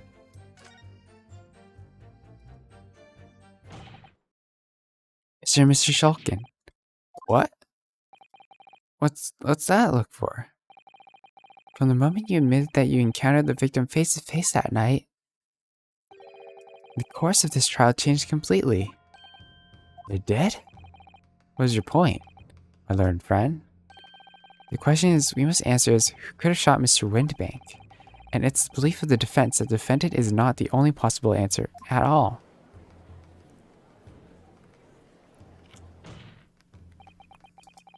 Get my attention. In that case, let's return to this plan on the premises. This victim was killed in the storeroom, which he was locked from the inside. Those are the facts, so pray, what other possible answer to the question of who shot the man could be there? Counsel, you must now provide answers to the court in respect to two conundrums. Two, my lord? 'Twas many chances to be right, maybe? Indeed, namely, from what location did the culprit shoot the victim? Furthermore, where was the victim at the time? Understood, my lord. Are you alright, Are you alright, Rena? I'm not entirely sure, but there's one thing I am sure about. I can prove that there's a credible alternative to what happened. It would change Gina's prospects hugely. Time for some clarity. Show the court on this plan answers the question posed by his lordship. Okay. If you believe someone else could have killed the victim, indicate from where the person could have fired the gun. Like here, maybe? Take that! The defense believes that the culprit could have shot the victim from this location here. And in answer to the second question, assuming the culprit fired from the location indicated, was the victim at the time? Like here, right? Like here?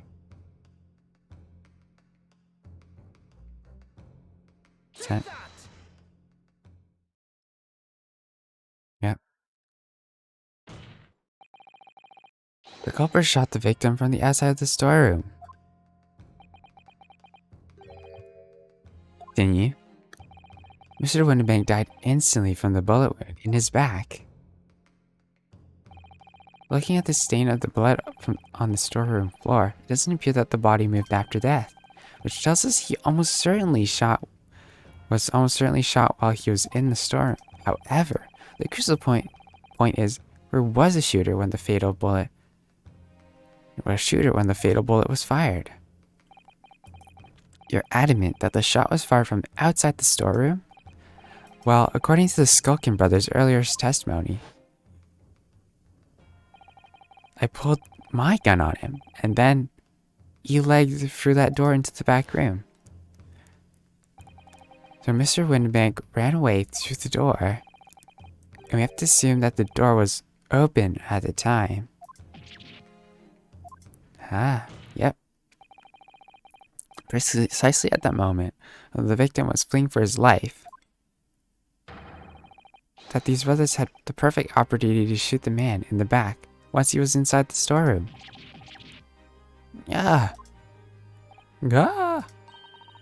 Come to think of it, do you remember what the prosecutor said at the start of the trial? Moving on to the findings of the yard's coroner, the report states that the bullet entered a body on a rising diagonal trajectory. It means the victim was likely shot by someone significantly shorter in height than himself. Uh-oh. Poor man, shot while he's running as fast as he could to safety. Of course. He would have been leaning forward as he was running away. So even if the bullet was fired horizontally, it would still enter the body on an upward trajectory. So the culprit isn't necessarily someone shorter than Mr. Winterbank. Mysterious. I'm sure my learned friend can't have forgotten that the storeroom door was found closed and locked from the inside. He claimed the victim was shot as he fled into the room. Do you also claim the corpse was dexterous enough to turn the key in the lock? But what if someone else locked the door? Yes, there's someone else who could have locked the storeroom door. Is that so? Very well then, counsel. Present your hypothesis to the court. The scenario you just described, the defense assertion is that the victim was shot from outside the storeroom. In which case, who shut this locked storeroom door from the inside? Well, obviously it's Gina. Take that! Obviously, the person who locked the door was the only other person inside the storeroom at the time. The defendant, Miss Gina Lestrade. Objection! That's absurd. You're suggesting that the accused deliberately engineered the sealed room? For what possible reason? Such actions would only serve to tighten the noose around her neck. I'm inclined to agree, I must say. Well, counsel? Well, to protect him, maybe? That's a tricky one, that, isn't it? Half-baked notions have no place in the courtroom, counsel. Remember that, please. But of course, Ginny would have locked the door. It almost goes without saying, doesn't it? It does? Well, if I was Ginny in that situation, I know I would have locked the door as quickly as I could. I mean, those two burglars had just fired a gun in her direction, hadn't they? Obviously. And before the two brothers arrived, Miss Lestrade and Mr. Winterbank were in the storeroom together. Now, I don't know what went on between them at that time, but at some point, Mr. Winterbank must have heard the intruders break into the shop and left the storeroom. Intruders, eh? That's us, bro. If your theory is correct, that would leave the accused alone in the storeroom. Yeah, it would. Then, probably the only moments later, the victim fled back through the storeroom door, hoping to escape danger. Bang! Hit in the back by the bullet, Mr. Winbank fell on the floor where he was, just inside the storeroom. I still feel like there's an inconsistency somewhere. And that we have to ask ourselves now is, what would the defendant have done in that moment? Let's see where we go with this. Outside the storeroom was a terrifying killer who had just murdered Mr. Winbank. As soon as that thought struck Miss Lestrade, she slammed the door shut and locked it, in order to save her own life. Hold it! But we ain't the ones who done it. We ain't, Gov, we ain't. You gotta believe us. I mean, come on. We'd never shoot no one. That's blatantly untrue. I know for a fact that you would. Because before my own eyes, you shot Mr. Sherlock Sholmes. There's only one logical conclusion here. Mr. and Mr. Shulkin, you brothers have every opportunity to have been the true perpetrators of Mr. Winbank's murder.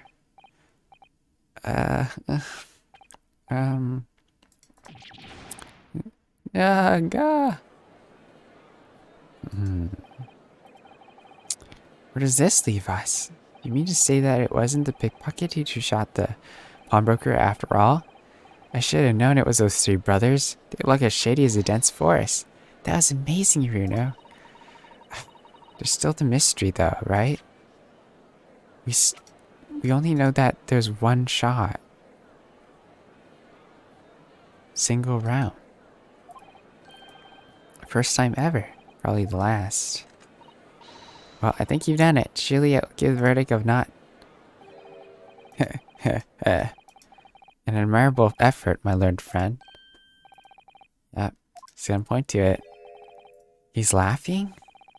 You find the situation amusing, Lord Van Zykes? I myself find the defense's argument most persuasive. Uh-oh.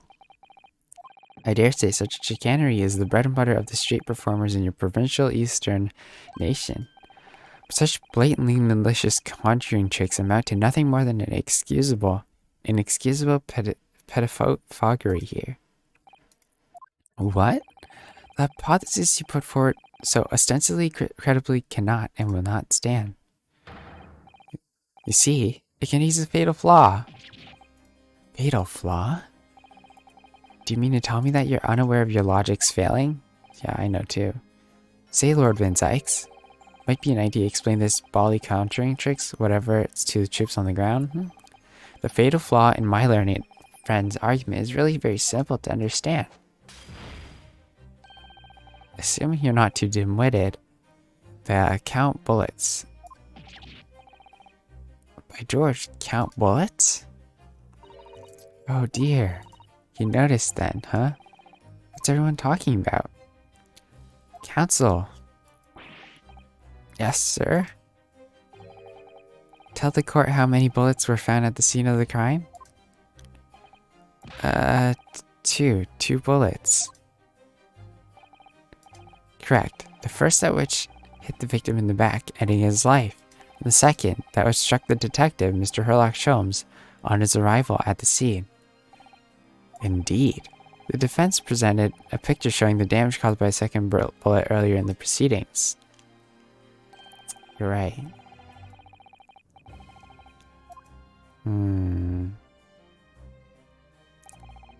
What a mystery. Your lordship's understanding is correct.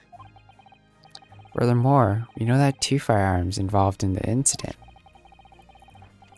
The revolver belonging to the victim, Mr. Winbank, and the Skulkin brothers' revolver. The evidence shows that a single bullet was fired from each gun. Yes, indeed, it does. A single bullet from each. Now then, my learned friend.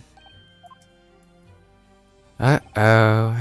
You yourself told the court only moments ago that these two brothers shot Mr. Sherlock Sholmes right before your eyes. I did.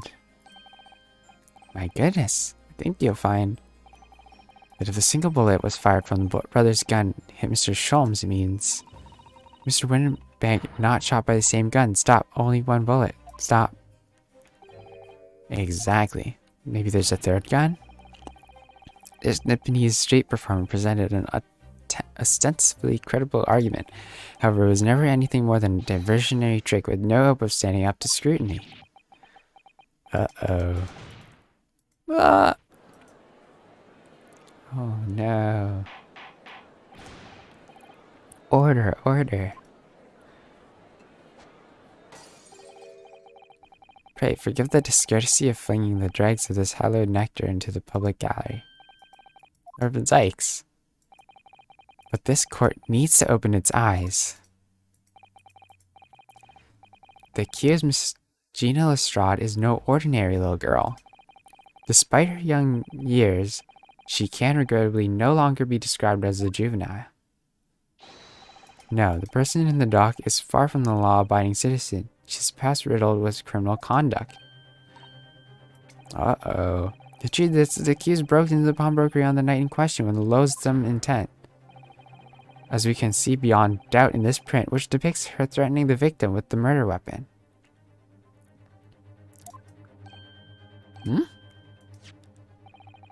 And I have here in my possession one more piece of evidence the prosecution wishes to present. The disc. I'll be taking that, whatever it is, Mr. McGilded, to the yard. Thank you very much. No, don't give it to him. It's mine, that is mine. I'm sorry, miss, but anything belonging to Mr. McGilded has to be taken in evidence now. Yeah, that music box disc. Mr. McGilded's music box disc. The very day before the hateful murder of Mr. Windibank. The accused attempted to make off with his article, which clearly doesn't belong to her, and with none of the subtlety of a pickpocket, might add, but by brute force and brazen impudence. Good gracious. Make no mistake, any sympathy for the accused is on the account of her years is misguided and dangerous. There are no depths to which this girl would not stoop if pushed, no crime she would not commit. The court forgets to act that fact at its peril.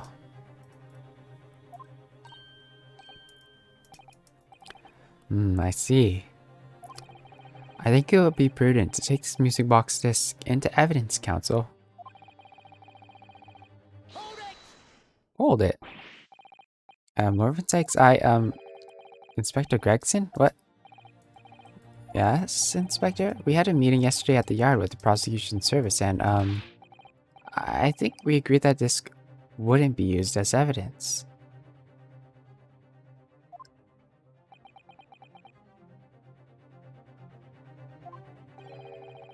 What's this all about? Why is the Inspector acting strangely? That's the first time he said anything to Van Sykes at all. I'm unaware of any such meeting. But those were instructions. Right from the top, the government bigwigs were insistent. Oh. Inspector, I'm the prosecutor and I alone determine how to present my case. Your warning is noted. Thank you. The prosecution wishes to proceed with submitting this disc as evidence, my lord. Indeed, bailiff. Okay. I'm gonna look it up. The prosecution has established the accused's motive, opportunity, and baseness of character. Hold on. There's nothing more to add.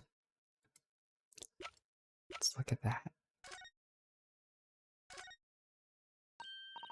Oh, Bruno, look! This is blood. You're right. It's just a small smear, but definitely blood. Feels though I might have noticed that before. Then it's my time to shine again. I thought I'd be waiting forever. I hold still that disc, Bruno. Can we get this done quickly, Iris? In a flash. Ooh. What color is it? It's green. Ooh, a lovely bright shade again. Wait, that color. What is it? It's just that green. It's not the first time we've seen that color, is it? The blood samples portfolio has been updated in the court record. And of course, Mr. For McGilded. That's the man you defended in court a couple months ago, isn't it, Runo? Rather, mistakenly defended. I wonder what his name's doing at the back of this disc. That question is, I'd love to know the answer to myself. Yeah. I don't know. There's nothing more to add.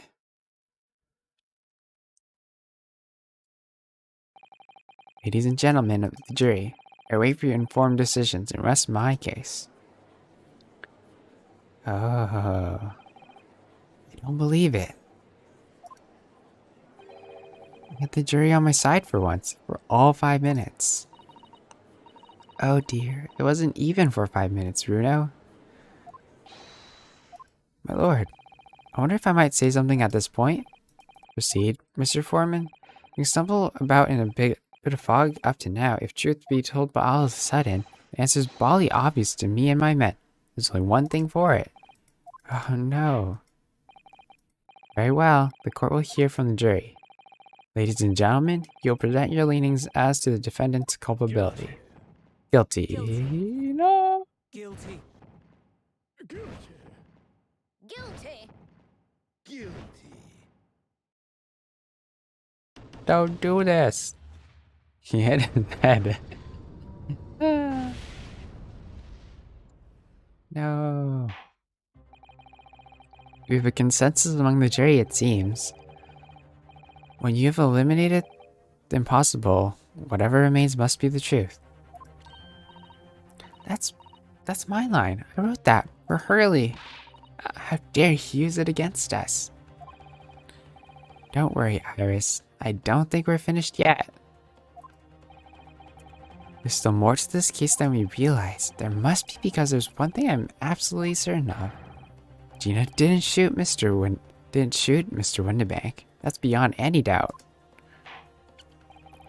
Very well. We will proceed with the second summation examination of the day. Mr. Foreman, are you and the other jurors ready? Get Up Squadron is primed and ready for action, sir. I'll see. Very good. So, ladies and gentlemen of the jury, you each explain on what grounds you have now determined the defendant to be guilty.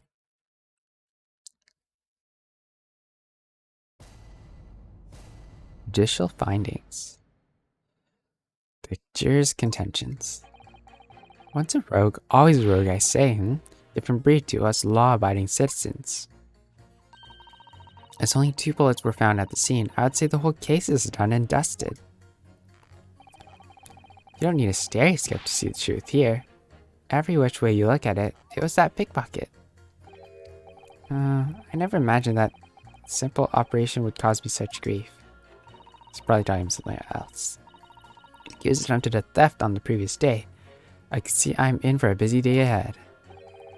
I'm ballistics expert. I've seen many shootings. There's nothing I do not know about guns.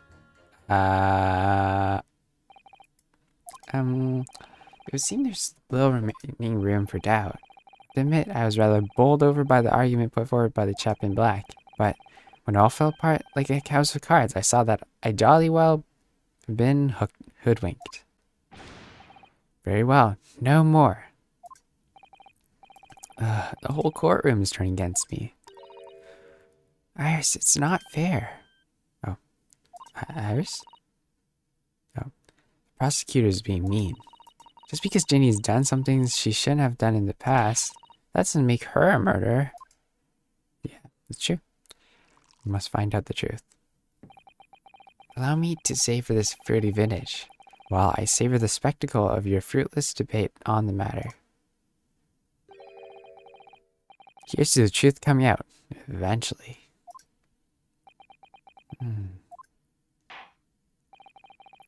That's enough preamble, counsel. Proceed with the summation examination.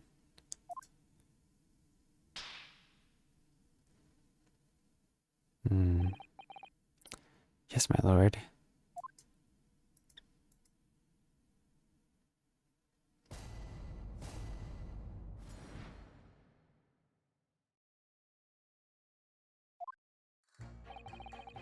Once a rogue, always a rogue, I say. Different breed. Okay, let's see. Let's press. What do you mean? Because there's a history of pickpocketing. She must be guilty of murder? Is that what you're saying? Well... All members of the British Army so quick to judge? I beg your pardon? Are you mocking Her Majesty's Armed Forces, the greatest military organization in the world? No, I'm simply illustrating my point. Making assumptions about people because they're a soldier or a pickpocket. It's wrong. Well, yeah. Might have a point there, I suppose. But let's not forget the girl has already shown she had it in her from before. She's clearly a criminal sort through and through. Can't deny it. When you say she'd shown she had it in her, are you referring to this? Exactly. Trying to swipe that only a day earlier? Or am I mistaken? Not exactly. Given that I was actually there at the time, it's hard to refute that. I never actually seen the real thing. I can't wait to have a closer look at it. You did. Of course. Mr. Sholmes did use the caramel bars to make a copy of the disc, didn't he? And then ordered every type of music box he could find from across Europe. We still don't know what tune it played though, do we? I'd love to see how the original compares to Curly's copy. McGilded disc. Could it be a clue somehow? Perhaps we could examine more in detail. Hold on. Has anything changed? Yeah, we already did that. 2 bullets were found at the scene. I would say the whole case is done and dusted. Is the number of bullets that has you convinced? Only 2 bullets were fired, and 2 guns that were fired have been examined by the police. When the parlor maid asks me how many are invited for dinner, I always tell her to count the table settings. Well, that's logical, I suppose. Although, yes, sometimes after dinner, sometimes after dining, crockery does go missing. 1 or 2 guests, rather like the fine china. Does your employer dine with thieves?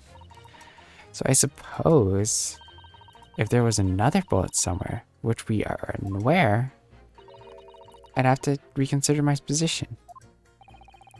A 3rd bullet somewhere on the scene? Could that be possible?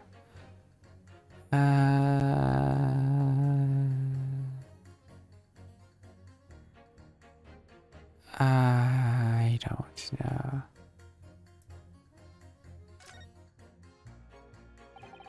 Fortunately, only the bullets were discovered by the police during their investigation. Yeah, I know, right. I don't imagine the good men of Scotland Yard would have overlooked anything. I missed a bullet, which, while I was cleaning his lordship's office, well, I should receive a sound scolding, I don't doubt. And he would receive a visit from the police, perhaps. Sounds like a crime scene to me. A 3rd bullet. It'd completely turn things around if there was one, wouldn't it? Do you think we might find one lying around somewhere? You don't need a stereoscope to see the truth here. Every which way you look at it, it was that pickpocket.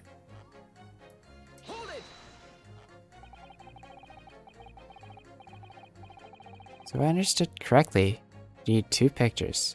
A left eye one and a...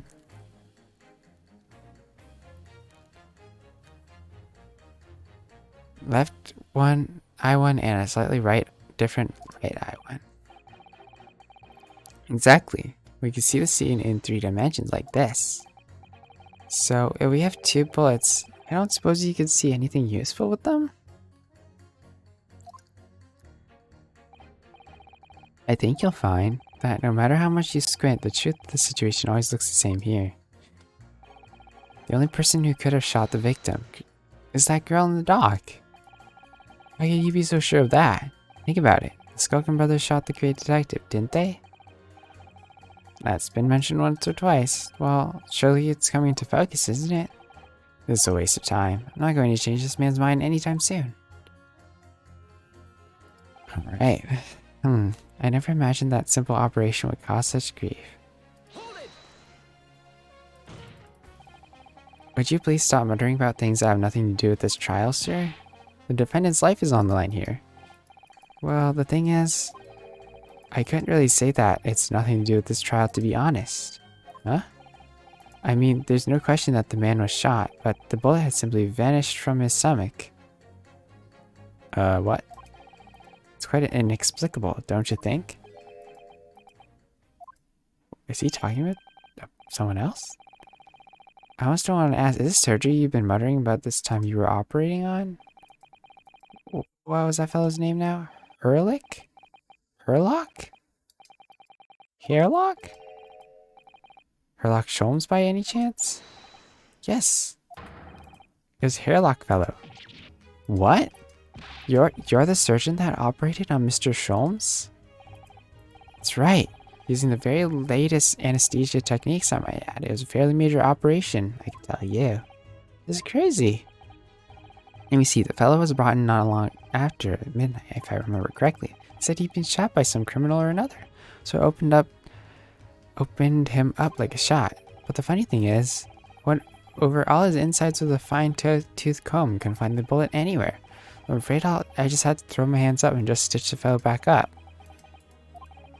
I hate to state the obvious, but yes, surely that's because the bullet is at the scene of the shooting. Counsel for the defense is correct. It is clearly shown in this photographic print. The bullet that Skulkin brothers fired at Mr. Sholmes hit him in the stomach region, and then exited his body and lodged into the shop wall where the calendar was hanging by the door. I think you'll find it really quite simple if you just consider the problem three-dimensionally.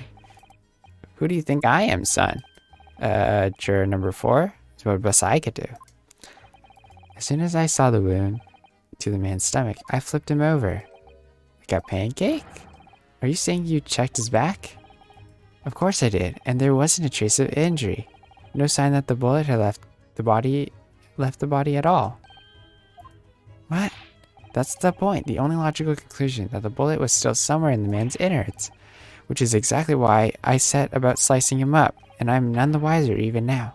How many times do I have to say it? Can someone please explain how it happened? Someone please solve the mystery. It's almost as much of a mystery as how this jury is put together. The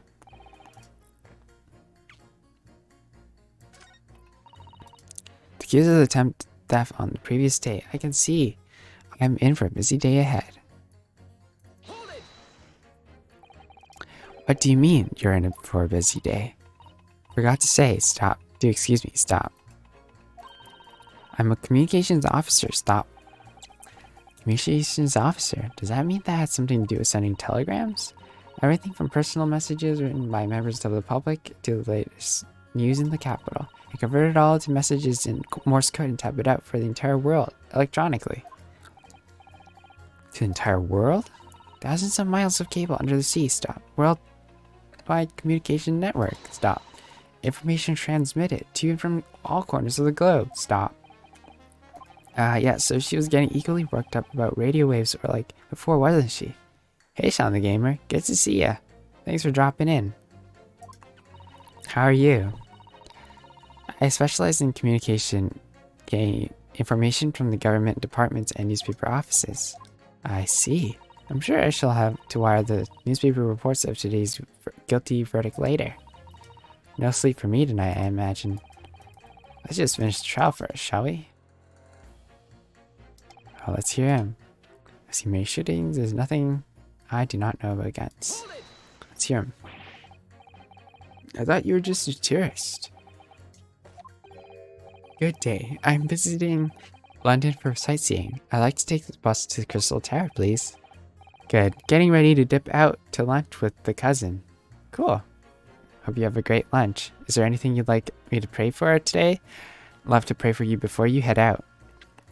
There's no way he was just a visiting tourist. So, you're a ballistics expert. Who knew? I have much experience with guns. I've lived through many, how do you say, extreme, violent bath of blood of, extreme violent bloodbaths, perhaps? Those extreme violent bloodbaths. English is very difficult tongue. Considering the sort of people you associate with, I'm surprised you still have a tongue. Anyway, if you have questions about bullets and guns, you ask me. There's nothing I do not know. No mystery I cannot solve.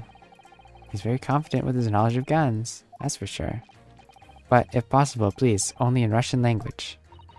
He's not very confident in his knowledge of English, though, is he? No, still, we should bear it in mind. He's our man. It's a mystery about guns or bullets. Van Zykes has managed to convince everyone. We have to eliminate the impossible, he said, but he hasn't. We're going to fight back. We need more material. We have to fight back. We have to turn this trial around again. Okay, let's see.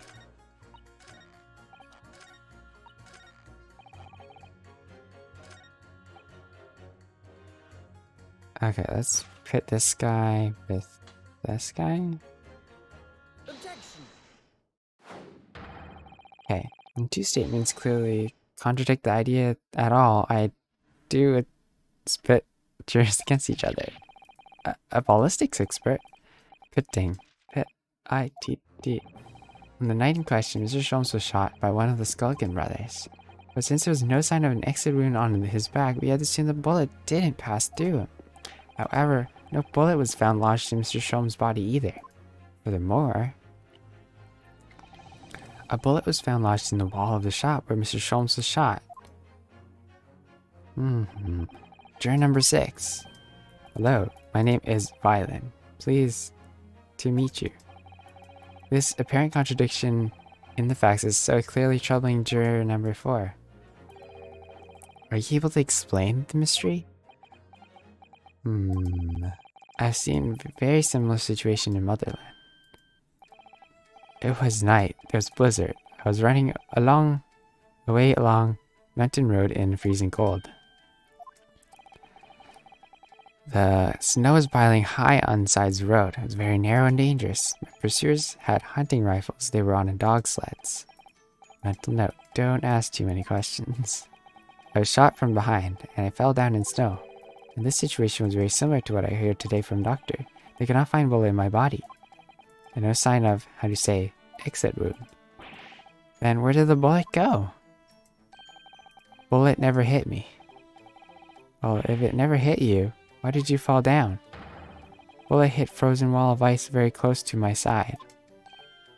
What? One small piece, very sharp, broke away from the lump of ice, piercing my body. Made deep wound that looks just like a bullet wound. Good gracious.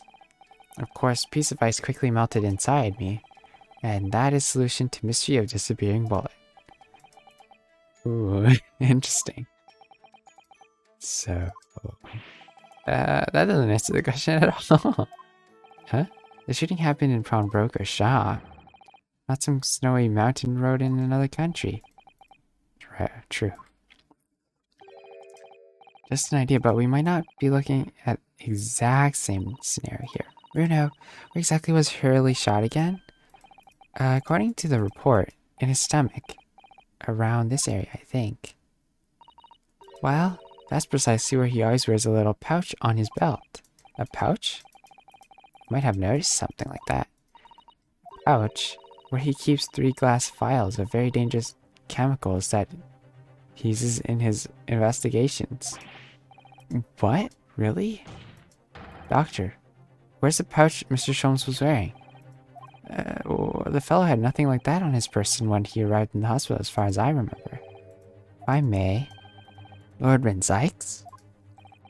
While I realize it is forbidden for the prosecution to interject during a summation examination, I would like to inform the defense that I have that pouch in question in the antechamber outside the courtroom. Sorry? As I understand it, when the police arrived on the scene and found Mr. Sholmes injured, they removed the pouch in order to assess the wound. Thank goodness. I thought I was getting forgetful at the moment. Since then, it's been in my safekeeping along with all the other evidence relating to the case. I can personally vouch for the fact that it has not been touched since the incident occurred. Very well. While extremely unconventional during the summation examination, I must demand the prosecution present the item in question with all speed. I'm gonna take a snack.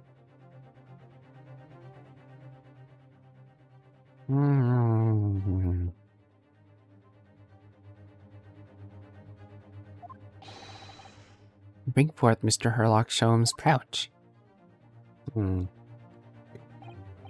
Alright, did we get it?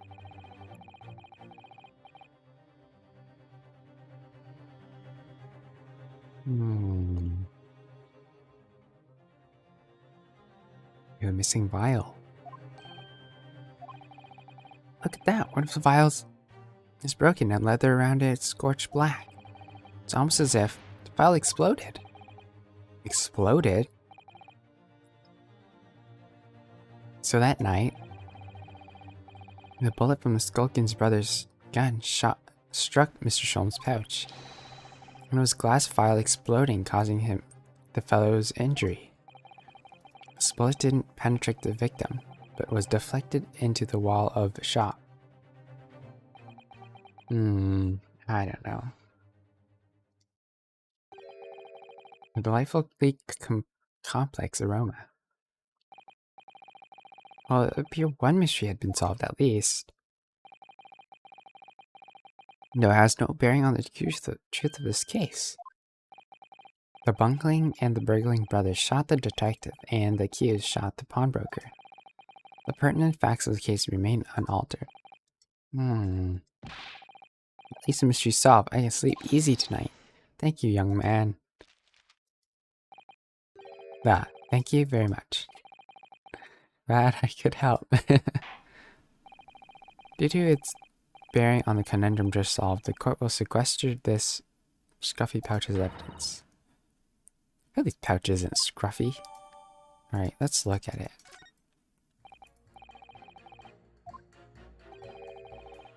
It appears the defense is somewhat struggling to alter the opinion,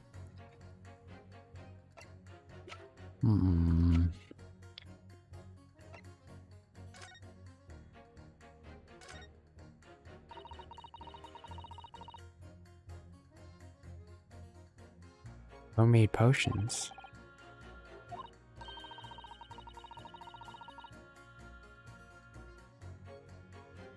Fingerprint powder. Scent amplification. Amazing. They're all easy to use. One thing you have to be careful of. They're all very flammable. It's a walking bomb?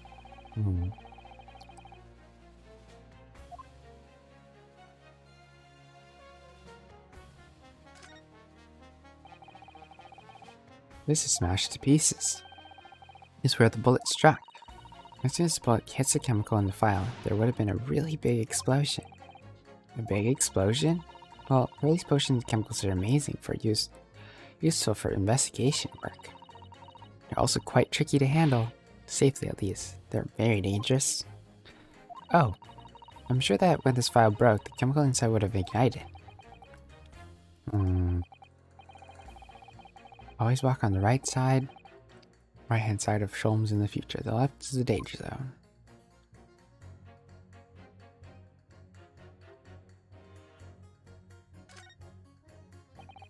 Oh look, there's a hole here at the back.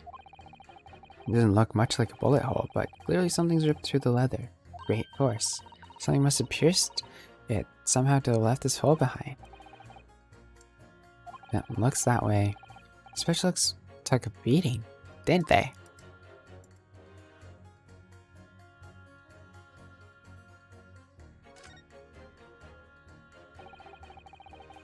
It's really scorched badly just here. This trap is broken, look. Must have been where the bullet hit. And then, let me see.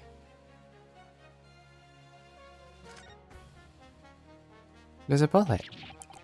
What? Iris, look! Behind where the broken vial was, do you see it? That's the Skulking Brothers bullet.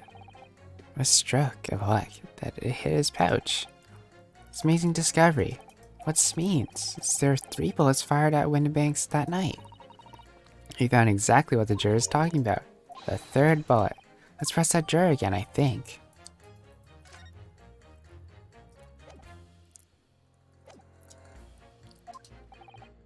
Please, my lord. little more time. After all, that's a new piece of evidence. It could be a valuable clue. Can't afford to overlook anything here. Still a way to turn this around. Let's do it. Okay.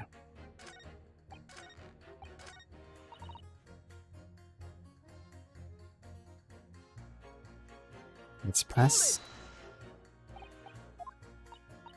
2 bullets were fired. 2 guns that fired them have been examined by the police. Well, then the parlor maid asked me how. Yeah, okay. Let's just go zoom right all the way.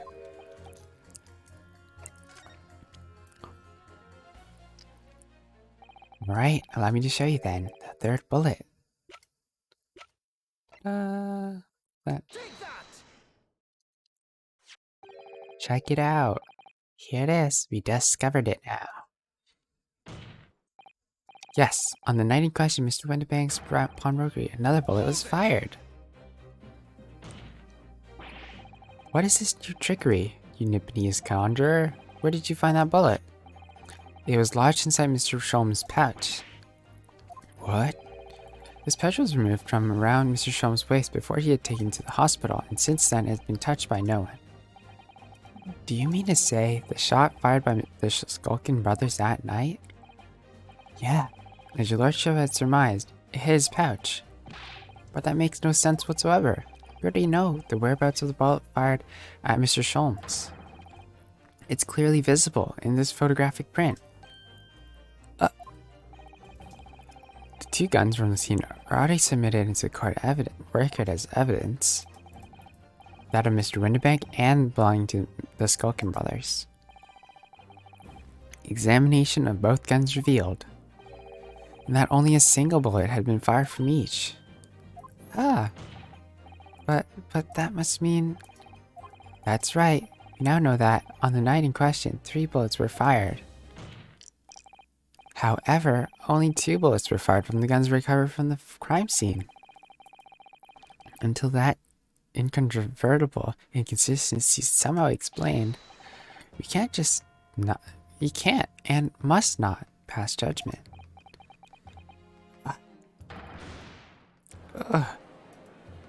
Wow, we got him.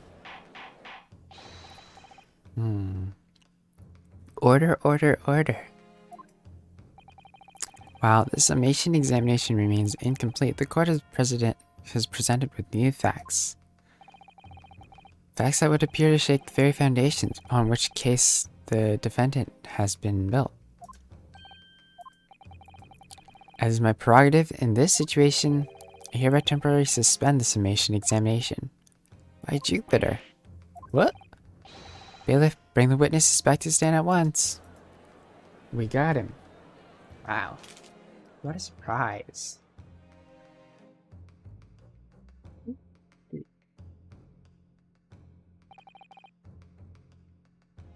Witnesses. Governor? Were you listening to the proceedings while the defense carried out the summation examination? We was, Governor. We was.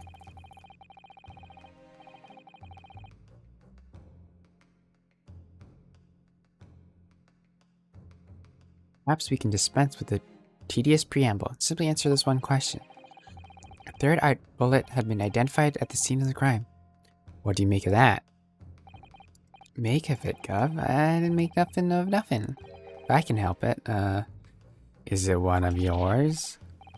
Gore blimey, Gov. Gore blimey, not a chance. In that case, did you have an accomplice?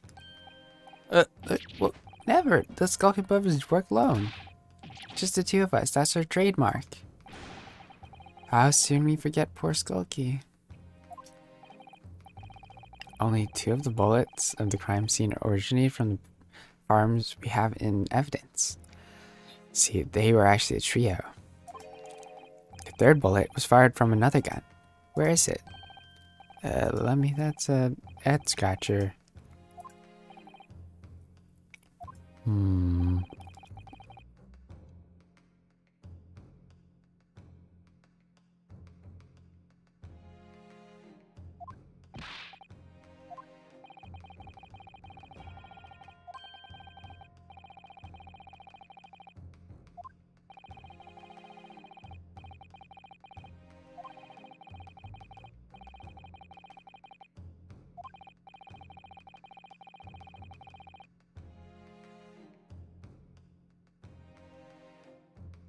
think it's clear that this third bullet tells us about the Skulkin brothers. They have a secret.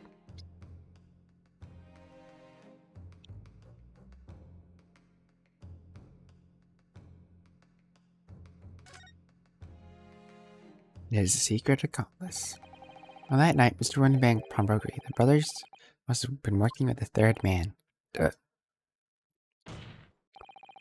witnesses are clearly doing their best to cover up the existence of this accomplice. But evidence all points to the fact that there is someone else present. Someone carrying a gun. Objection!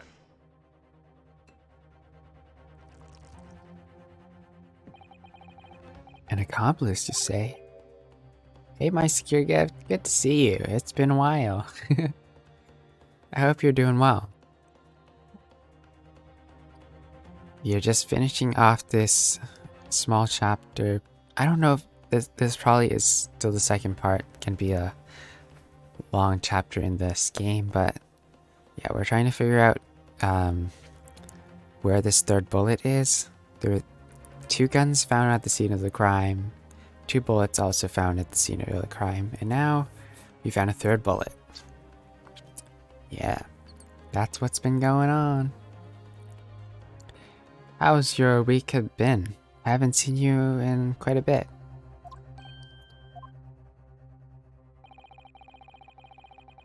Let me know if you have anything you'd like prayer for. I'd love to lift you up in prayer before you go, so. These protracted proceedings have forced us to endure 2 summation examinations. Yet, in all that time, there's been not a murmur of a third man, if this apparently wraith-like being exists. The court must be shown hard evidence. Without it, this fantasy will be crushed. The prosecution demands answers on 2 counts. Firstly, proof, evidence that this accomplice was ever at the scene of the crime. Secondly, the identity of this spurious character. Skulkins are lying. I know that. Ah, you just watch